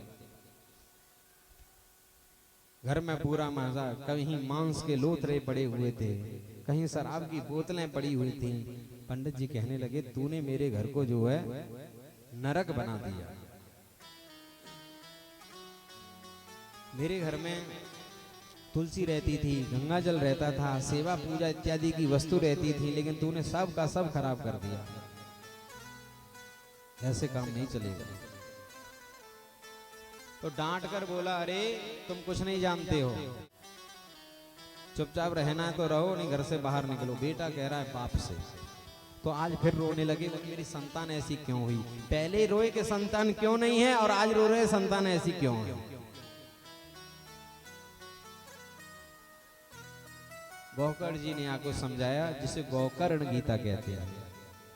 देहिंस्तमांस रुदरे भ्रमितिं त्यजत्वं जाया सुतादिषु सदा ममतां विमुञ्च पश्चान्निशं जगदिदं क्षणभंग अनिष्टा वैराग्य राग रसिको भवभक्ति निष्ठा। सबसे पहली बात यह है कि शरीर में इस अपनी आत्मा को बंधन के दो कारण होते हैं। एक तो होती है अहमता, दूसरी होती है ममता। अहमता मतलब अहम होना, दूसरी होती है ममता, जो हमारे शरीर के प्रति हमारा जो देह अभिमान है। इस शरीर की गति तीन ही होती हैं। पहली गति क्या होती है, पहली गति तो ये होती है जब ये शरीर हमारा चला जाएगा, जब शरीर नहीं रहता तो शरीर को जब जला देते हैं तो राख बन जाएगा। जब जलाएंगे तो राख बन जाएगा, गाड़ देंगे तो कीड़े बन जाएंगे, और फेंक दोगे तो जानवर खा जाएंगे, वन्य पशु खा जाएंगे। इसके अलावा कोई चौथी गति नहीं होती। तो जब शरीर हमारा नहीं है तो शरीर से बनने वाले रिश्ते हमारे कैसे हो सकते हैं? बोलो, हो सकते हैं क्या? अगर रिश्ते नाते अपने होते, जब पिताजी ऊपर चले जाते हैं तो ऊपर से सूचना करते हैं कि भाई मैं यहाँ पर ठीक ठाक हूँ, तुम मुझे जल दे रहे हो, तुम्हारी वस्तु हमारे पास आ रही है, सूचना करते हैं क्या? बताते हैं किसी को फोन करके ऊपर बैकुंठ में बैठ के बोले भाई हमारे लिए तुम बढ़िया कर रहे हो कि घटिया कर रहे हो? और तुमका पुत्र अपना है तो आने से पहले फोन करता है पिताजी मैं आने वाला हूँ, मेरे लिए व्यवस्था करना। जब शरीर अपना नहीं तो शरीर से बनने वाले रिश्ते भी अपने नहीं हैं। ये जो संसार, जो शरीर है, 5 तत्वों से मिलकर ये बना हुआ है, अंश दान कर करके। इस शरीर को पंचायती धर्मशाला समझिए। पंचों ने कोई धर्मशाला बना दी संसार में, किसी गांव में पंचों ने कोई धर्मशाला बनवाई, तो आपके यहाँ कोई प्रोग्राम है आपने कर लिया, किसी के यहाँ कोई प्रोग्राम है वो कर लिया, फिर उसके बाद खाली करना पड़ेगा। और तुम कहो नहीं हम तो कब्जा करेंगे, तो कोई कब्जा कर सकता है? कब्जा नहीं करेगा। तो ये जो जीवन है, जो शरीर है, ये पंचायती धर्मशाला है और कुछ नहीं है इसके अंदर। और हमें ये जीवन किस तरीके से निभाना है, जैसे एक पथिक होता है। हमें जीवन जीविका के लिए नहीं मिला है, हमें जीवन जीविका के लिए नहीं मिला है, लेकिन जीविका जरूरी है जीवन के लिए। लेकिन कोई ये सोचे कि हम तो बस महाराज खाने के लिए पैदा हुए हैं और कोई काम नहीं है, तो ये गलत है। खाने के लिए संसार में पैदा नहीं हुए हो। ये तो एक तरीके से सहायता है, एक तरीके से हेल्प करता है। जो भोजन क्या है, आपके साथ में जब आपकी ये देह यात्रा चल रही होती है तो भोजन आपको एक मदद कर रहा है इस देह यात्रा को चलाने के लिए। लेकिन आप ये समझो कि इस भोजन करने के लिए ये देह हमें मिली है, तो ऐसा नहीं है। ये शरीर हमें किस लिए मिला है?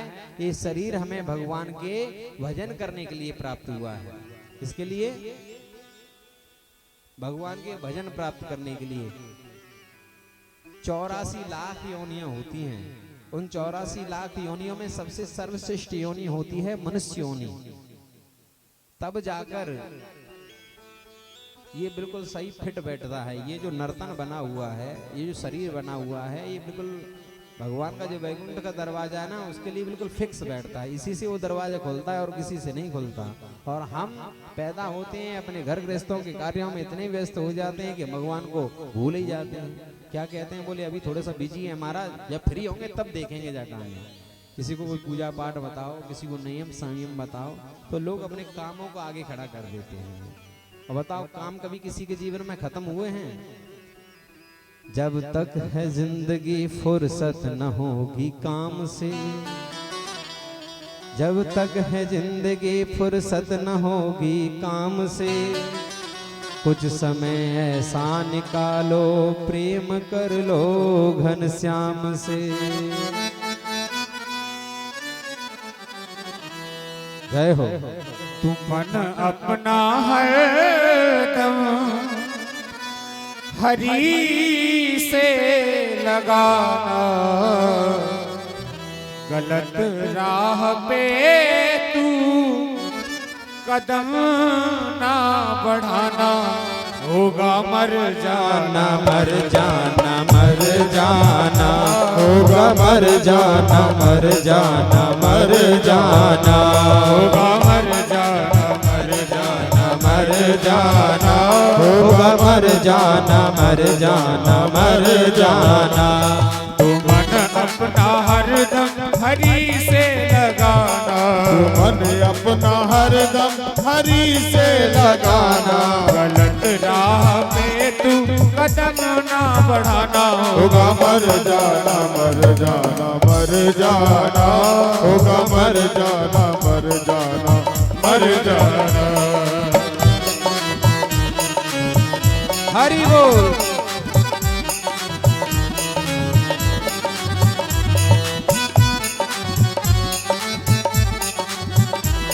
ये ऊंचे महल और ऊंचे शिवाले, ये ऊंचे महल और ऊंचे शिवाले, तू चाहे तो लाखों की दौलत कमा ले, तू चाहे तो लाखों की दौलत कमा ले, नहीं काम देंगे तुझे दुनिया वाले, नहीं काम देंगे तुझे दुनिया वाले, नहीं काम देंगे तुझे दुनिया वाले, रह जाएगा सब, रह जाएगा सब, यहीं पे खजाना, रह जाएगा सब, यहीं पे खजाना, होगा मर जाना, मर जाना, मर जाना, होगा मर जाना, मर जाना, मर जाना।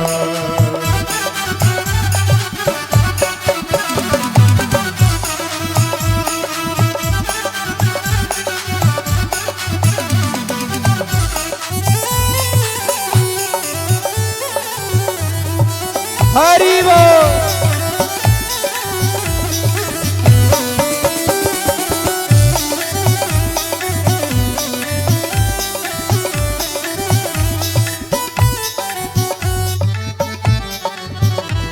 इस मिट्टी के तन पे ना अभिमान करना, इस मिट्टी के तन पर ना अभिमान करना, किया जिसने पैदा सदा उससे डरना, ओ किया जिसने पैदा सदा उससे डरना, बुराई के बदले भलाई तू करना, बुराई के बदले भलाई तू करना, बुराई के बदले भलाई तू करना, है दो चार दिन का, है दो चार दिन का, यहाँ आना जाना, है दो चार दिन का, यहाँ आना जाना, होगा मर जाना, मर जाना, मर जाना, होगा मर जाना, मर जाना, मर जाना।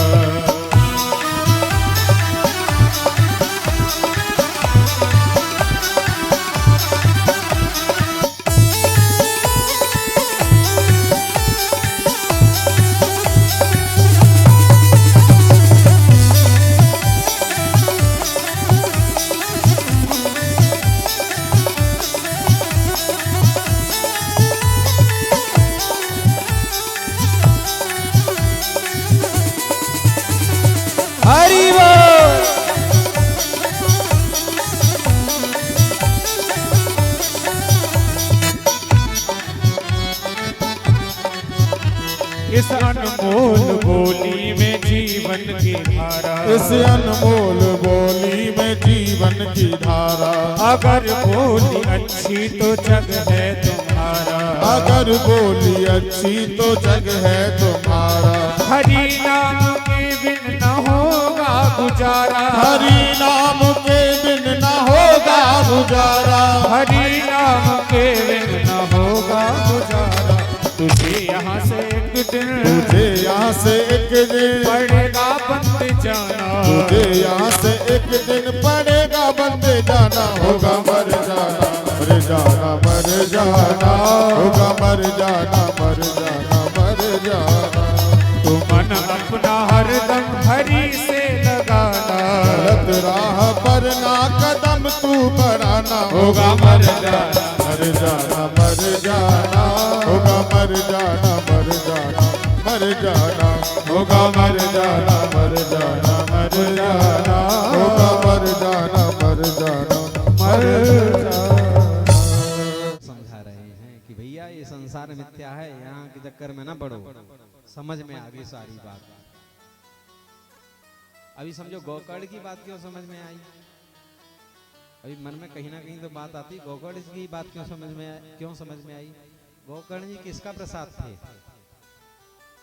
वो महात्मा का प्रसाद थे, और महात्मा का प्रसाद कोई व्यर्थ तो हो जाएगा नहीं, कहीं ना कहीं तो कल्याण करेगा ही करेगा। बहुत सारे जीवन में जब हम छोटी कक्षाओं में पढ़ते थे तो उस समय कुछ ऐसे ऐसे सूत्र पढ़ाए जाते थे, कुछ गणित के सूत्र होते थे, कुछ ऐसा इतिहास होता था कि सोचते थे ये हमारे किस काम का। लेकिन कभी कभी जीवन में एक साथ वो ऐसा काम आ जाता है और फिर हमें बड़ी हंसी आती है, तो हमने बचपन में ऐसे तो सवाल किए थे बहुत सारे, बोले ऐसा होता कि नहीं होता है? तो ऐसे ही आज मानो वो जो जीवन का सत्संग था, जो महात्मा के साथ जो वार्तालाप हुआ, तो महात्मा जी ने जो प्रसाद दिया, आज वो प्रसाद मार्गदर्शन करने के लिए आ गया। और सही मायने में हमें प्रकाश की महत्वता तभी पता चलती जब अंधेरा हो जाता है। जब आत्मदेव के जीवन में अंधेरा ही अंधेरा हो गया तो प्रकाश स्वरूप वो है प्रसाद, साक्षात गोकर्ण जी ने आके उनका मार्गदर्शन किया और तुरंत जंगल में चले गए और वहां जाकर दसम कहते हैं भागवत में कि 10वें स्कंद का पाठ किया, कुछ कहते हैं कि 10 सर्ग वाली कथा का पाठ किया, लेकिन जंगल में जाके भगवान का भजन किया, प्रभु में लीन हो गए। अब तो धुंधकारी का अकेला बोल वाला हो गया, अब तो बहुत परेशान करता था, अपनी माँ को तंग करता था, बोले ला धन कहाँ रखा है, सारा धन निकाल के दे देती, जितने जवाहरात थे, जितने आभूषण थे सब दे दिए, फिर भी मांगता ला पैसा दे, बोले पैसे नहीं है, बोले दे वरना मैं बहुत मारूंगा। अपनी माँ से बोल रहा था, संतान बोल रही है अपनी माँ से मैं बहुत मारूंगा, ला पैसे दे मुझे निकाल के। तो डर की वजह से, भय की वजह से कि मेरा बेटा मुझे मारेगा, तो अंधे कुएं में जाकर गिर गई और कुएं में जाकर अपना प्राणांत कर लिया। जीवन में सत्संग नहीं किया तो कुएं में जाके मरना पड़ा, और आत्मदेव जी ने जीवन में सत्संग किया तो जंगल में जाके प्रभु में लीन हो गए। ये अंतर होता है सत्संग का। तो जीवन में जब भी सो अवसर प्राप्त हो ना, तो ज्यादा से ज्यादा सत्संग करो, संत महात्माओं के पास बैठो, भगवत चर्चा हो रही हो वहां पर बैठो, तो वहां पर बैठे बैठे सारी बात समझ में नहीं आएंगी, लेकिन कोई ना कोई एकाध ऐसी बात जीवन में जरूर आ जाएगी, वो एक ही बात आपका कल्याण कर देगी। बोली राधा रानी सरकार की जय। गोकर्ण जी ने देखा कि पिताजी चले गए, माताजी भी चले गए, अब नंबर किसका है? हमारा नंबर है। तो पहले ही हाथ जोड़ के बोले भैया, बोले हाँ, बोले तीर्थ जाना चाहता हूँ। धंधकारी ने कहा ठीक है जाओ तीर्थ, तुम निकलो यहाँ से। तीर्थ चले गए, अकेला रह गया, 5 वैश्याओं को ले आया। अब 5 वैश्याओं को रखना कोई साधारण बात है, खर्चा भी चाहिए, तो चोरी करने लगा। और चोरी भी ऐसी वैसी नहीं, बड़ी बड़ी बैंकों में, RBI जो बड़ी बड़ी बैंक है उनमें जाके चोरी करता। पहले की बड़ी बड़ी बैंक क्या हुआ करती थी, राजा महाराजाओं के खजाने, उन राजा महाराजाओं के खजाने में जाके बहुत सारा धन। एक दिन तो महाराज बहुत सारा धन ले आया पोटली बांध के, उनकी आंखें खुली की खुली रह गई 5 वैश्याओं की। बोले ये तो इतना सारा धन ले आया है, अब राजा जरूर ढूंढेगा धन और ये पकड़ा जाएगा, ये पकड़ा जाएगा तो बता देगा कि मैं धन तो इन वैश्याओं को दे दिया, हम भी पकड़े जाएंगे, इसके साथ में हम भी पिसेंगे। तो विचार कर लिया कि आज इसकी गोविंदाय नमो नमः कर देंगे। रात्रि के समय उन वैश्याओं ने, दो वैश्याओं ने पैर पकड़ लिए, दो वैश्याओं ने हाथ, और एक वैश्या ऊपर मुंह में कपड़ा दबाने लगी, तकिया से उसका दम घोंटने लगी। अब वो आता था तकिया से मरता है क्या, चिल्लाने लगा। तो गई चूल्हे में अंगार रखे हुए थे, वो अंगार निकाल के लेके आई, वो उसके मुंह में डाल दिए। वो तब भी नहीं मरा और छटपटाया, छटपटाते छटपटाते जाके तब कहीं जाके उसके प्राण निकले। अब कहाँ फेंके इसको, तो घर में ही आंगन में गड्ढा खोदा और उसी के अंदर दबा दिया और बिल्कुल लीप दिया, बिल्कुल एकदम एक जैसा एक सार बना दिया। पड़ोसी पूछते थे, बोले बहुत दिनों से धुंधकारी नहीं दिख रहे। बोले काम करने गए हैं, विदेश में नौकरी करने गए हैं, आते होंगे। एक आध महीना रुकी, एक आध महीने में रफू चक्कर हो गई, सभी वैसे अपने अपने हिस्से का धन लेकर। अब गति नहीं हुई तो प्रेत बन गया वो। गोकर्ण जी को पता चला कि मेरा भाई प्रेत बन गया है, तो गया जी में श्राद्ध किया। कालांतर में बहुत समय बाद गोकर्ण जी अपने गांव आए। वैसे तो गांव के सभी लोग भावुक थे, गोकर्ण जी को अपने घर कहते थे कि भाई हमारे घर ठहर जाओ, लेकिन उन्होंने कहा कि भैया जो योगी लोग होते हैं वो दूसरे लोगों को परेशान नहीं करते अपनी वजह से। तो उनसे कहने लगे कि कोई नहीं, मैं अपने घर में रुकूंगा जाके। अब अपने घर में गए तो पूरी गंदगी पड़ी थी, थोड़ी जगह साफ कर ली, अपने बिस्तर ला, एक बिस्तर लगाया और सोने के लिए तैयार हुए। तो जो धुंधकारी था वो प्रेत बन गया, कभी कुत्ते की आवाज निकाले, कभी सुअर की आवाज निकाले, नाना प्रकार की आवाज। गोकर्ण जी डर गए, बोले ये क्या आला बला है। गोकर्ण जी ने हाथ में जल लिया, गायत्री मंत्र बोला और उसके ऊपर छिड़क दिया, तो उसमें बोलने की शक्ति आ गई। गोकर्ण जी ने पूछा कौन हो तुम, तो कहने लगा अहम तो भ्राता त्वदीयोस्मि धुंधकारेति नामतः स्वकीयेनैव दोषेण ब्रह्मत्वं नासितं मया। अहम तो भ्राता त्वदीयोस्मि, तुम्हारा भाई हूं, धुंधकारी नाम है मेरा। प्रेत कैसे बन गए, गोकर्ण जी ने पूछा। बोले स्वकीयेनैव दोषेण, मेरे दोष इतने हैं जीवन में, मैंने इतना पाप किया है कि मेरा जो ब्रह्म तत्व है मैंने नष्ट कर लिया है। बोले तेरे लिए तेरी मुक्ति नहीं हुई, तेरे लिए गया जी में जाके श्राद्ध किया। बोले मेरे लिए तुम एक नहीं 100 श्राद्ध कर लो, तब भी मेरा कल्याण होने वाला नहीं है। अब बोलो क्यों नहीं कल्याण होने वाला है, बोलो। कुछ आचार्य लोग बताते हैं, बोले धुंधकारी कह रहा है कि मैं ऐसा वैसा प्रेत नहीं हूँ, एक नंबर का प्रेत हूँ, मेरी इससे मुक्ति नहीं होने वाली। भाई जो बड़े प्रेत हैं उनकी मुक्ति थोड़ी होगी, लेकिन क्या कहते हैं कि गया जी में जिसका श्राद्ध हो जाए उसकी मुक्ति अवश्य होती है। तो बोलो कहाँ गड़बड़ है, मन में प्रश्न आता है, कहीं आता है कि नहीं आता है। परीक्षित जी, गया जी में जिसके नाम से श्राद्ध हो जाए उसकी मुक्ति हो जाती है। गोकर्ण धुंधकारी कह रहा है कि तुम 100 श्राद्ध कर लो, मेरी तब भी मुक्ति नहीं होगी। ऐसा क्यों, अभी समझिए ऐसा क्यों। अभी जब गोकर्ण जी नाम लेते हैं, संकल्प लेते हैं, तो किसका गोत्र का लेते हैं, अपने पिताजी का गोत्र का नाम उच्चारण करेंगे ना। पिता का नाम क्या बोलते हैं, आत्मदेव, तस्य पुत्र धुंधकारी। तो क्या आत्मदेव का पुत्र था धुंधकारी, वो किसका पुत्र था,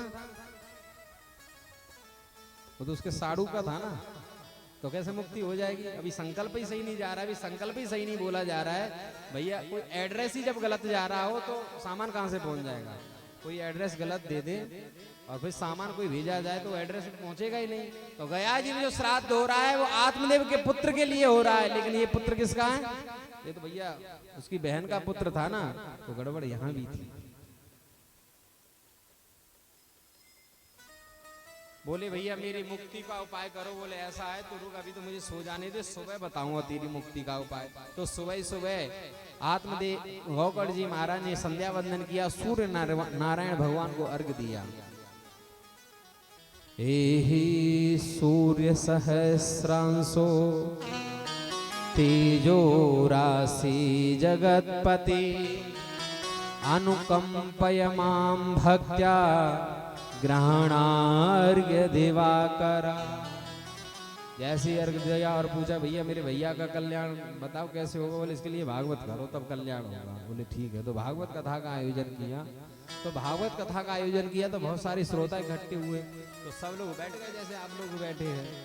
वो धुंधकारी था बेचारा, प्रेत के रूप में। प्रेत में वजन नहीं होता है, वायु की तरह होता है। इधर से हवा चले, इधर वाला मान लो कूलर हवा मारे तो उधर उड़ जाए, इधर से कोई हवा मारे तो उधर चला जाए, ऐसा रूप था भाई। हवा के प्रभाव से उड़ जाता था। तो वहां एक 7 गांठ का बांस लगा हुआ था, उसके अंदर घुस गया, क्योंकि बांस के अंदर वायु का प्रभाव नहीं होता है। उसी में बैठ के उसने दिव्य कथा सुनी। पहले दिन की कथा सुनी तो एक गांठ फूट गई, दूसरे दिन की कथा हुई, दूसरी ग्रंथि फूट गई। ऐसे 7 दिन की कथा में 7 ग्रंथि फूट जाती हैं। और 7वें दिन जैसे ही ग्रंथि फूटी तो दिव्य पुरुष निकला। कैसा? दिव्य रूप धरो जातस तुलसीदास मंडिता। दिव्य रूप धारण करके, दिव्य रूप धारण करके बाहर निकल कर आए। धुंधकारी ने पीतांबर पहना हुआ है। गोगड़ जी ने कहा कि भैया तुम कौन हो? बोले भैया तुम पहचान नहीं पाए मुझे, मैं तुम्हारा भाई हूँ धुंधकारी। बोले तुमने ये चमकीले चमकीले वस्त्र, तू तो प्रेत था। बोले तुम्हारी कथा से मेरा कल्याण हो गया, ये देखो ये देव के दूत आए हैं मुझे ले जाने के लिए।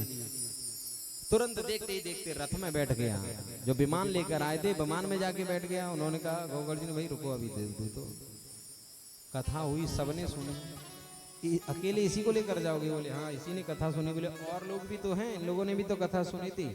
बोले कथा सुनने में भेद है, कथा सुनने में भेद है। एक कथा तो ऐसी सुनी जाती है कि एक कान से सुनी जाती है, दूसरे कान से निकाल दी जाती है। श्रोता 3 प्रकार के होते हैं। एक तो होते हैं सोता, दूसरे होते हैं सरोता, और तीसरे होते हैं श्रोता। श्रोता तो 1 नंबर का आदमी है, बिल्कुल एकदम फर्स्ट क्लास। वो एकदम नियम से टाइम से आएगा बिल्कुल कथा में। और कथा में कब आएगा? जब व्यास जी आएंगे उससे पहले 10, 15, 20 मिनट पहले आके यहाँ की व्यवस्थाओं को देखेगा, बैठेगा, भजन का, हनुमान चालीसा का भजन इत्यादि का आनंद लेगा। आदमी होता है, इसके बराबर तो महाराज कोई है ही नहीं। घर में बच्चे परेशान करते हैं तो कथा में आएगा, कूलर वाली जगह देखेगा टिकने लायक। बोले बढ़िया हवा है। घर में तो बालक बच्चे टिकने नहीं देते। ए बाबा तुम बाहर बैठो, हम यहीं बैठेंगे, हमें बैठने दो। अरे बाबा तुम पेड़ के नीचे बैठो, जाके जाओ कथा में जाके बैठियो। तो वो बाबा आए के बिल्कुल ऐसी जगह देखेगा, कूलर की हवा आवे बढ़िया, और बढ़िया एकदम नींद आ जाए तुरंत। कछु माता बहन है ना बुड्ढी बुड्ढी सी, घर में बहू लड़ेगी, जाओ कथा में जाके बैठियो। छोरा पकड़ लाएंगे संग भाई अपने, खुद सुने न भाई सुनंदे। तो वो छोरा ऐसा खुद ना सुनेगा और न बिना सुनंदे को आराम से बगल में लटका लेंगे आराम से। ए बैठ जा, चल माँ। सब छोरा बैठे, माँ जाके बैठे आराम से। जैसे में सब खिचड़ी पका रहे हैं तैसे तू पका जाएगा, और खुद आराम से देख लेगी सोने लायक जगह, टिकेगी आराम से। कजू घूंघट से लम्बा मार के घर्राटे घर्राटे एकदम चलते जाएंगे। वह कोई मतलब नहीं, बाकी तो नींद ही तब खुलेगी एकदम जब जयकारा लगेगा। बोले महाराज जी कथा बहुत बढ़िया। का कथा बढ़िया है? बोले बाग पता ना है, लेकिन नींद बहुत बढ़िया है।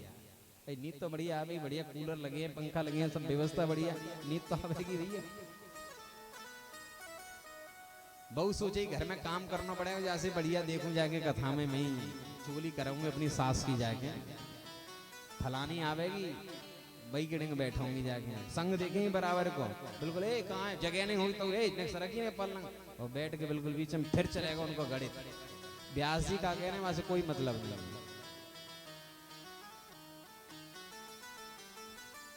ये फिर भी ठीक है, लेकिन सबसे खतरनाक प्राणी होता है सरौता।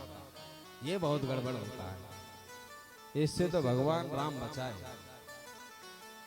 परीक्षित जी बहुत खतरनाक आदमी होता है सरौता। सरौता क्या होता है जानते ही होंगे। अब इधर करता नहीं, एमपी साइड में जो है सरौता, वो लोग जो सुपारी खाते हैं ना, सुपारी होती मोटी मोटी, काटने वाला होता है। अभी आप सब लोग तो जानते ही होंगे, उसका काम क्या होता है, सुपारी को काटना। अब वो आके यहाँ काट छाट करेगा आके, पहले तो देखे, उसे कथा से कोई मतलब नहीं है। उससे पूछ लो कि आज भैया क्या कथा सुनी, उससे कोई मतलब नहीं है। क्या श्लोक का क्या मतलब है, कोई मतलब नहीं है। उसने 2-4 बातें अपनी सीख ली होंगी। बोले व्यास जी जब आएंगे नीचे उतर के तब ये पूछूंगा कि बिल्ली रास्ता क्यों काट जाती है, एकादशी पे चावल क्यों नहीं खाए जाते, बस ये बात पूछूंगी। बता पाते हैं व्यास जी की नहीं बता पाते हैं। और व्यास जी अगर बता भी दें, कोई बात, तो वो मानेगा नहीं। क्यों? क्योंकि उसे जो पहले से पता है, अगर उसकी ही बात बता दोगे तो ही उसे संतुष्टि होगी। भाई एक चौपाई के 108 अर्थ होते हैं। कितने होते हैं? कितने होते हैं परीक्षित जी? 108। अभी आपको कोई चौपाई आती हो, सरलता की बात चल रही है, अपनी बात नहीं लेना है। और आपको एक बात पता हो कोई, जैसे कोई चौपाई है कि कलयुग केवल नाम आधारा, सुमिर सुमिर नर उतरई पारा, और पता हो कि भैया कलयुग में केवल नाम आधार है, प्रभु का नाम संकीर्तन करो, इससे ही पार हो जाते हैं, ये अर्थ आपको पता हो, और हम इसका कोई दूसरा अर्थ बता दें तो आप मान लोगे? मानेंगे नहीं। बोले नहीं व्यास जी तुम्हें पता ही नहीं, हम बताते हैं इसकी कहानी क्या है। ये ऐसे नहीं, ये बात ऐसे है। तो ये बड़े श्रोता है जो बीच बीच में, एक तो होता है तर्क, एक होता है कुतर्क। ये कुतर्क ही होते हैं भाई। एक बात के कई पहलू होते हैं, कई पहलुओं में विचार होता है, मंथन होता है। अगर जैसा आप सोचते हैं वैसा ही हम सोचें तो हम में और आप में अंतर ही किया, तो ज्ञान की वृद्धि नहीं हो सकती। ज्ञान की वृद्धि कहाँ होती है कि आपके मत अलग हो, हमारे मत अलग हो, फिर इसमें से कोई निष्कर्ष निकले, तब जाके तो तर्क समझ में आता है। और तुम कहो नहीं हम जो कह रहे हैं वही सही है, बात बाकी तो सब गलत है। ये वो पुस्तक आती है, आखिर क्यों स्त्रियां मांग में सिंदूर क्यों भरती हैं? व्यास जी बताओ स्त्रियां मांग में सिंदूर क्यों भरती हैं? अरे भैया क्या करना है? कई लोग पूछेंगे ये बताओ सुदामा जी के पिताजी का क्या नाम था? हमने कहा नारायण राम था उनके पिताजी का नाम। माता जी का? हाँ माता जी का नाम था लक्ष्मी जी। नहीं व्यास जी ये नहीं। अच्छा हमने कहा तो बताओ क्या है? बोले नाम ये है उनकी माता का और ये नाम उनके पिताजी का है। कहाँ लिखा है? तुम बता रहे व्यास जी वो कहाँ लिखा है? मैंने कहा वो तो हमें पता नहीं, अपने आप किताब में पलटो देखो कहाँ लिखा है कहाँ नहीं लिखा है। अरे भैया क्यों नाम के चक्कर में पड़ रहे हो? एक लोग बोले सुदामा नाम कहाँ लिखा है भागवत जी में? भागवत जी में सुदामा नाम नहीं लिखा है, भागवत जी में लिखा है श्री दाम चरिते। सुदामा चरित को क्या लिखा है? श्री दाम चरिते। बोले सुदामा का नाम क्या लिखा है? अरे कोई सुदामा कह देता है, कोई श्री दामा कह देता है, क्या मतलब नाम के चक्कर में क्यों पड़े हो? तुम तो ये देखो कि कथा से सार क्या मिल रहा है। नहीं अच्छा नाम पता हो जाएगा तो क्या कर लोगे तुम?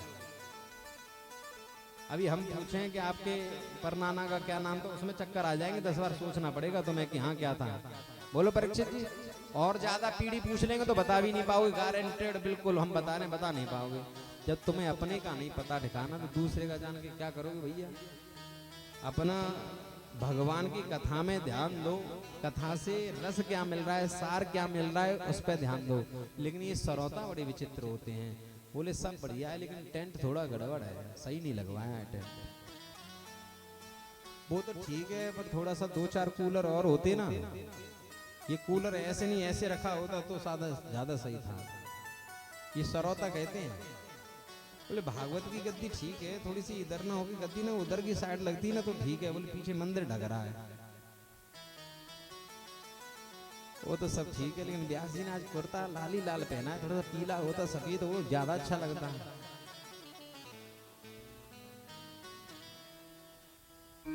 अरे कथा तो क्या है, अब ये कथा कर रहे हैं, इनको कथा थोड़ी करानी थी, किसी और को कथा करानी थी। परीक्षित अच्छा नहीं है। कई लोग बोले परीक्षित को यही व्यास जी मिले थे, कोई दूसरे व्यास जी नहीं ला सकते थे। अभी क्या 50 कमियां तो कथा करने वालों में और 50 कमियां कथा कराने वालों में। ये किसके काम हैं? श्रोता के काम होते हैं। तो भैया ये ऐसा दिमाग डिस्टर्ब कर देते हैं। हम बात बता दें कि वैसे तो आवश्यक नहीं, लेकिन एक जानकारी के लिए बता दो, जीवन में आपके काम आएगी। एक जगह की कथा चल रही थी, कथा कहीं मध्य प्रदेश में चित्रकूट धाम के पास कोई जगह थी, वहां कथा चल रही थी। बोले व्यास जी बहुत अच्छे पंडित की बात बता रहे हैं हम, पंडित ही लोग ब्राह्मणी कथा करा रहे थे। कथा ऐसी होनी चाहिए एकदम बढ़िया दिव्य ज्ञान वाली कथा, बढ़िया श्लोक और अर्थ वाली कथा होनी चाहिए। हमने कहा भैया अपने पास पड़ोसी रिश्तेदारों को गांव वालों को पूछ लो भाई हमें ऐसी कथा सुनाएं और लोग बोर हो जाएं भाई वेदांतिक कथा में। बोले उससे क्या मतलब, चुटकुला थोड़ी सुनने हैं, मैं तो कथा सुननी है। तो हमने कहा ठीक है, और हम भाई साहब उसको बिठा के और दिव्य कथा उनको सुना रहे थे। भजन एक का दुक्का कहीं कोई जरूरत हो बहुत ज्यादा तो गाएं, और नहीं कथा ही कथा चल रही थी। तो जो कथा करा रहे थे ना परीक्षित की, उसके रिश्तेदार आए, बोले व्यास जी तो ठीक है, कथा तो ठीक करने में चुटकुला तो होना चाहिए, सब लोग बैठे हुए इनका भी तो मनोरंजन थोड़ा सा होना चाहिए। तो बोला नहीं नहीं, व्यास जी से मैंने कहा है कि व्यास जी बिल्कुल एकदम बढ़िया कथा सुनाए, कथा ही सुनाए, बस इसलिए व्यास जी सुना रहे हैं। हमें बड़ी प्रसन्नता हुई कि हमारा जो शिष्य है, हमारा जो परीक्षित है, वो बढ़िया बात पर टिका हुआ है। अभी 2-4 रिश्तेदार, 2-4 गांव वाले आ गए, बोले किसे ले आए तुम कथा के लिए, भाई संस्कृत बोल रहे हैं, कौन समझ रहा है संस्कृत, कुछ हिंदी की बात है बताए, कुछ चुटकुल्ला सुनाए, कोई कहानी सुनाए। वो पहले व्यास जी आए थे ना, वो नचा देते थे खड़े करके, एकदम नाचने वाली कथा होनी चाहिए। अब परीक्षित सोच रहा है कि वो रिश्तेदार भी कह रहे थे हमारे व्यास जी सही कथा नहीं सुना रहे हैं, चुटकुल्ला नहीं सुना रहे, ये भी कह रहे हैं, और 2-4 लोग आ जाएं, ऐसे सरोता आ जाएं, तो अब उनका दिमाग बड़ा ठनक जाता है। फिर वो आते हैं व्यास जी को, व्यास जी चुटकुल्ला उटकुल्ला सुना दे करो। अरे व्यास जी कोई बढ़िया एकदम कोई दृष्टांत ऐसा दे दो बढ़िया, जहाँ में लोग हंस जाए पब्लिक। फिर हमने कही भैया सरोता के चक्कर में पड़ गए तो अब व्यास जी क्या सुनाए उन्हें। पहले तो कह रहा था कैसी कथा चाहिए, बिल्कुल हम कथा चाहिए, अक्षरशः कथा चाहिए, और जब कथा सुना रहे हैं तो अब चुटकुल्ला चाहिए। तो व्यास जी के साथ बड़ा बना हुआ बन जाए। हमारे साथ तो कई बार ऐसा बन गया, सही बता रहे हैं। पहले तो बोले नहीं हमें तो कथा सही है, आरती भागवत भगवान की नहीं, आरती अति पावन पुराण की होनी चाहिए। बोले भागवत जी की आरती कहाँ है, हमने कहा श्री भागवत भगवान की आरती। बोले ये आरती नहीं है। भैया कौन सी आरती है, बोले आरती अति पावन पुराण की। अरे भैया तुम राधा कृष्ण की गा लो, जो आरती गानी गाय का चक्कर में बड़े फालतू के। तो ये सरौता होते हैं, बड़ा दिमाग खराब कर देते हैं, डिस्टर्ब कर देते हैं कथा करने वाले को, कराने वाले को, इसलिए इनसे बचना बहुत जरूरी है। और जीवन में सब बनना, सोता बन जाना कोई दिक्कत नहीं है, लेकिन कभी किसी की कथा में जाके सरौता मत बन जाना, वरना कथा का जो पाप है ना, वो सब जाके पाप उसी के सर पे बैठेगा। बोली राधा रानी सरकार की जय। तो यहाँ पर देवदूतों ने कहा कि यहाँ पे कथा तो सुनी लोगों ने, लेकिन एक कान से कथा सुन के दूसरे कान से कथा निकाल दी। अब सभी जितने गांव वाले थे वो क्षमा प्रार्थना मांगने लगे। बोले महाराज मुझे क्षमा करो। गौकर्ण जी से बोले चूक करके कथा अच्छे से सुन नहीं पाए, गलती हो गई हमसे, अब की बार कोई गलती नहीं करेंगे। तो 7वें दिन कथा पूरी हुई, 8वें दिन दोबारा कथा शुरू हो गई। और 8वें दिन जब कथा प्रारंभ हुई तो जितने भी लोगों ने कथा सुनी उन सबको लिए विमान आया और स्वयं नारायण भगवान आकर गौकर्ण जी को लेकर गए। जैसे राम भगवान जब अपनी अयोध्या वासियों को लेकर जाते अपने बैकुंठ को, तो जितने भी सरयू नदी में जीव जंतु थे उन सभी जीव जंतुओं को लेकर भी गए, जितने भी वहां पशु थे, जितने भी लोग थे, सबको लेकर गए। ऐसे ही आज गौकर्ण जी सभी को लेकर जा रहे हैं। बोली राधा रमण लाल की जय। कथा के लिए धन की बताया, कथा की तैयारी कैसे करनी चाहिए।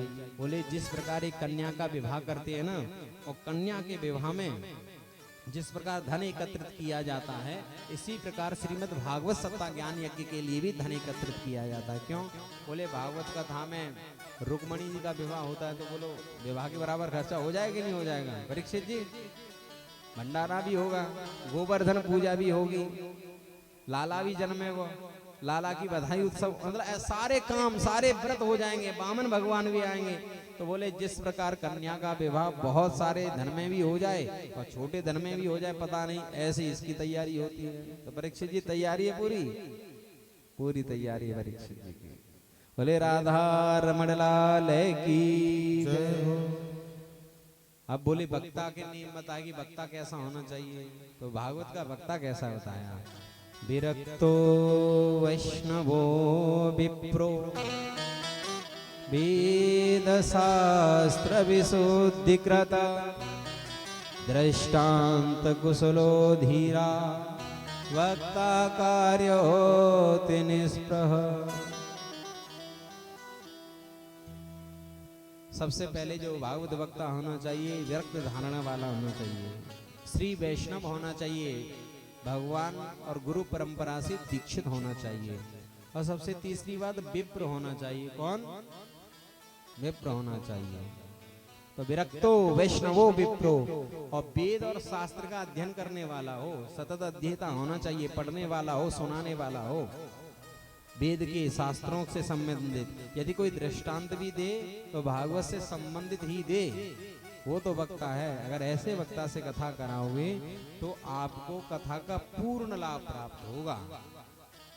आप कहोगे वक्ता वक्ता तो एक जैसे, अभी कोई कहे वक्ता वक्ता तो एक जैसे, कोई नाम लिख दो का, लिखा तो है, बता तो रहे विरक्तो वैष्णवो विप्रो वेद शास्त्र विशुद्ध कृता, और कैसे बताते हैं भाई? हम तो प्रमाण दे रहे हैं परीक्षित जी, किसमें लिखा है कि भागवत वक्ता कौन होना चाहिए। अब आजकल न जाने कौन कौन लोग कथा कर रहे हैं, नहीं अब क्या कहें, कितने कितने लोग कथा कर रहे हैं।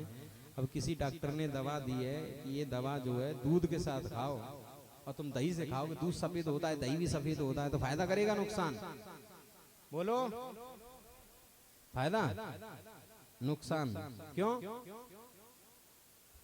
भाई? दूध की तासीर अलग है और दही की तासीर अलग है। किसी ने दवा दी कि शहद से चाटना है, बहुत सारी दवाएं होती हैं, और कोई कहे महाराज हम तो घी से चाटेंगे, तो फायदा करेगी कि नुकसान? क्यों राहुल जी बताओ? काजल आंखों में लगाया जाता है, नेत्रों की ज्योति बढ़ती है, काजल काला होता है। कोई कहे तर्क दे, बोले काजल काला होता है तभी की कारवच भी काली होती है, उसको लगा लें तो आंख फूटेंगी नहीं फूटेंगी? सबकी अपनी अपनी विशेषता है। ऐसे ही भागवत में वक्ता बताया गया है कि कौन होना चाहिए। विरक्तो वैष्णवो विप्रो वेद शास्त्र विशुद्ध कृता। यदि जैसे व्यास जी ने जो पर्चा लिख दिया है उस पर्चे के अनुसार है व्यवस्था तो ठीक है, और नहीं नरक जाने की करो तैयारी। कहाँ की?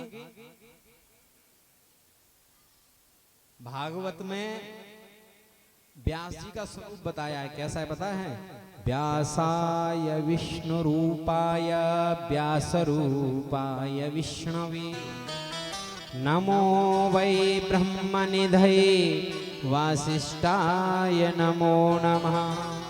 परीक्षित जी, व्यासाय विष्णु रूपाय कि लक्ष्मी रूपाय? लक्ष्मी रूपाय नहीं लिखा है, क्या लिखा है?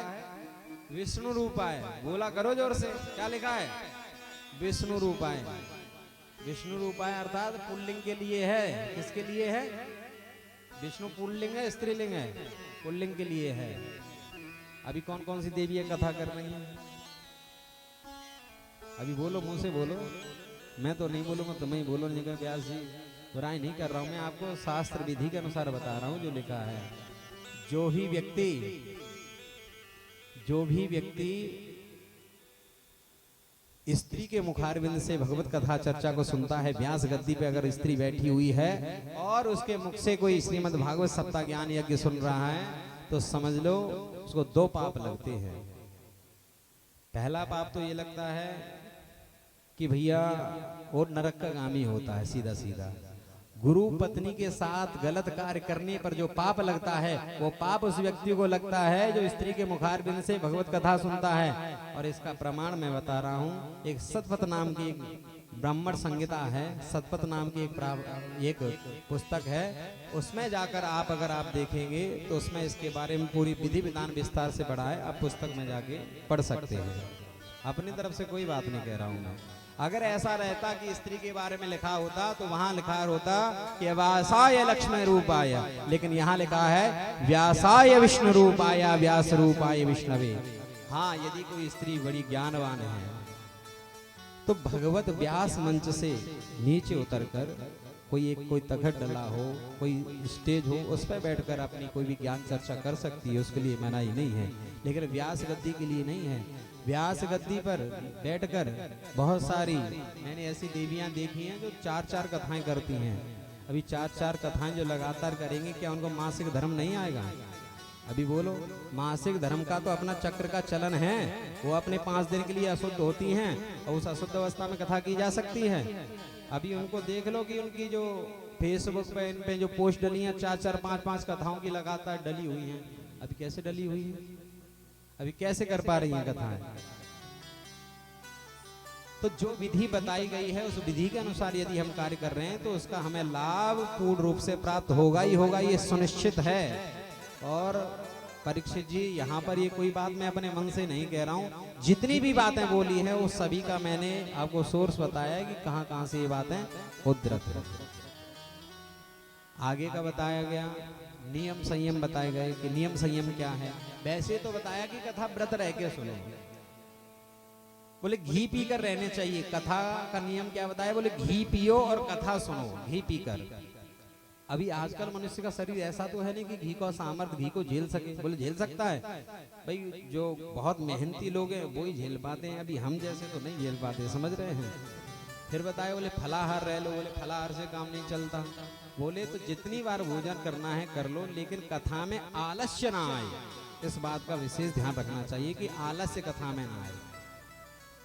और बताया कथा का जब होता है, जब कथा का प्रवचन चलता है तो लोग क्या व्यास की कहें क्या यजमान की कहें, लोग दाढ़ी बना बना के चिकने हो के बैठते हैं, एकदम नाखून बना बना के सारी चीजें। तो ऐसा नियम नहीं बताया है। जब तक 7 दिन की कथा होती है तो 7 दिन तक ना तो वक्ता को और न श्रोता को छौर कर्म नहीं कराना चाहिए, नाखून शेविंग बाल वगैरह ये नहीं कटवाने चाहिए, ऐसा नियम है, भागवत में लिखा हुआ है, 6ष्टम स्कंद में लिखा हुआ है। और नियम संयम बताए, बैठने के नियम बताए कि भागवत कथा में बैठा कैसे जाता है।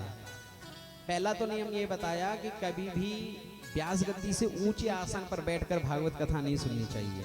कई लोग छतों पर बैठ के कथा सुनते हैं, कई लोग ऊंची गद्दियों पर कथा बैठकर सुनते हैं, ये ऐसा नियम नहीं है, ऐसा नहीं सुनना चाहिए। वो कथा के दोषी होते हैं। अब कल की कथा आएगी तो कल की कथा में आप सुनेंगे, कथा हमेशा व्यास जी महाराज के सामने, व्यास जी महाराज की जहां तक दृष्टि पड़ रही है सामने, वहां पर बैठकर कथा सुननी चाहिए। पालती मार कर बैठकर अच्छे से सुख आसन पर बैठकर कथा सुननी चाहिए। अगर शरीर में कोई कष्ट है, वैसे कथा का नियम बताया कि जमीन पर बैठकर कथा सुननी चाहिए, लेकिन शरीर में कोई कष्ट है, शरीर में कोई रुग्ण है, शरीर साथ नहीं दे रहा, कोई कमर दर्द है, कोई नाना प्रकार के घुटनों में दर्द है, तो आप कुर्सी पर बैठकर, सोफे पर बैठकर, अभी तो ये भी बताया कि लेटकर भी कथा सुन सकते हो, लेकिन 2 आसन ऐसे बताए हैं, उन आसनों पर बैठकर कभी भी कथा नहीं सुननी चाहिए। कौन कौन से आसन? पहला आसन तो बताया है, दोनों घुटनों को जो लोग बांध लेते हैं ना, इस तरीके से ऐसे बांध के जो बैठ जाते हैं, इसको बोलते हैं दरिद्रासन। कौन सा आसन? दरिद्रासन। अभी जो आप बैठे हैं ये आसन उचित नहीं है, ये आसन दरिद्रासन कहलाता है। अभी ये दरिद्रासन होता है जो बांध के बैठते हैं। अभी मेरा तो इसलिए बता रहा हूँ, बुरा नहीं मानना भैया, बुरा मानने वाली बात नहीं, मैं इसलिए बता रहा हूँ कि आप बैठे हैं, आगे से ना बैठे। ये दरिद्रासन होता है, जो ऐसे बैठता है ना, तो भगवान विष्णु, लक्ष्मी जी कहती हैं अगर भगवान विष्णु भी ऐसे बैठे तो मैं उनसे भी दूर चली जाऊंगी। अर्थात जो इस आसन पर बैठता है, जो पैर बांध के बैठ जाता है, उसके पास धन धीरे धीरे जाने लगता है, धन नहीं टिकता है, ये है, और कोई समस्या नहीं है। दूसरा आसन कि अगर घुटनों में दर्द है, कोई समस्या, जैसे बैठ नहीं पा रहे हैं, तो ऊपर कर लो पैर इस तरीके से, जैसे मर्जी, जैसे तुम्हें अच्छा लगता है वैसे कर लो, लेकिन भगवान के सामने पैर फैला के नहीं बैठना चाहिए। कई लोग भगवान के सामने गद्दी की तरफ पैर कर लेते हैं, तो इस आसन पर नहीं बैठना चाहिए, ऐसा नियम है। ऐसे बहुत सारे नियम संयम बताए।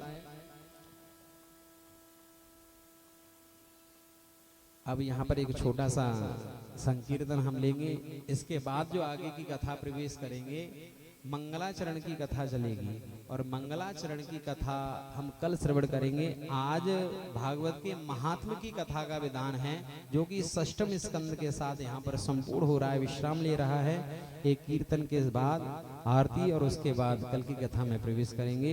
ले राधारमण राधे राधे, कुंज में विराजे घनश्याम राधे राधे, कुंज में विराजे घनश्याम राधे राधे, घनश्याम राधे राधे, घनश्याम राधे राधे, घनश्याम राधे राधे, घनश्याम राधे राधे, घनश्याम राधे राधे, घनश्याम राधे राधे, घनश्याम राधे राधे, घनश्याम राधे राधे, कुंज में विराजे घनश्याम राधे राधे, कुंज में विराजे घनश्याम राधे राधे।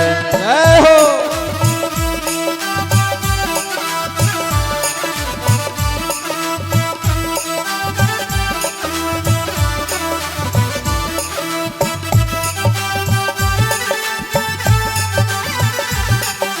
घनश्याम राधे राधे, घनश्याम राधे राधे घनश्याम राधे राधे घनश्याम राधे राधे घनश्याम राधे राधे घनश्याम राधे राधे घनश्याम राधे राधे घनश्याम राधे राधे उनमें कुंज में विराजे घनश्याम राधे राधे कुंज में विराजे घनश्याम राधे राधे कुंज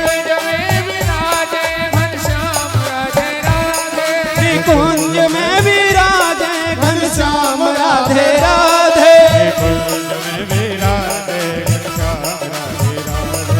कुंज में विराजे घनश्याम राधे राधे कुंज में विराजे घनश्याम राधे राधे कुंज में विराजे घनश्याम राधे राधे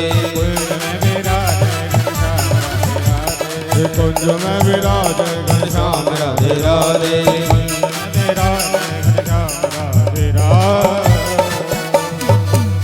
तेरी आरती कुंज बिहारी तेरी आरती गाऊं बांके बिहारी तेरी आरती गाऊं बांके बिहारी तेरी आरती गाऊं और मुकुट तेरे शीश पे सोहे और मुकुट तेरे शीश पे सोहे प्यारी बरसी मेरो मन मोहे प्यारी बंसी मेरा मन मोहे देख छवि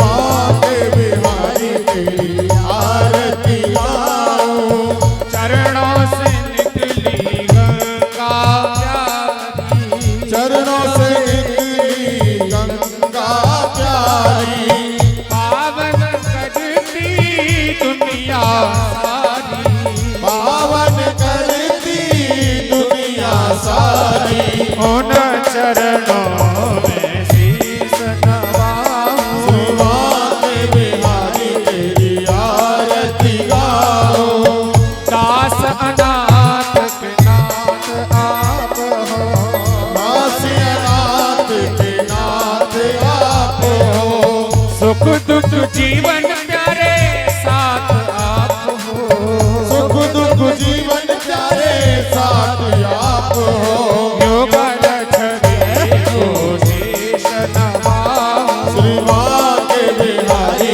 तेरी आरती गाऊं संग सोहे वृषभान दुलारी ओ संग सोहे सुभान दुलारी ललकात कसब सखिया प्यारी ललिता दिक सब सखिया प्यारी निवास सदा श्री बांके बिहारी तेरी आरती गाऊं बिहारी तेरी आरती गाऊं बांके बिहारी तेरी आरती गाऊं बिहारी तेरी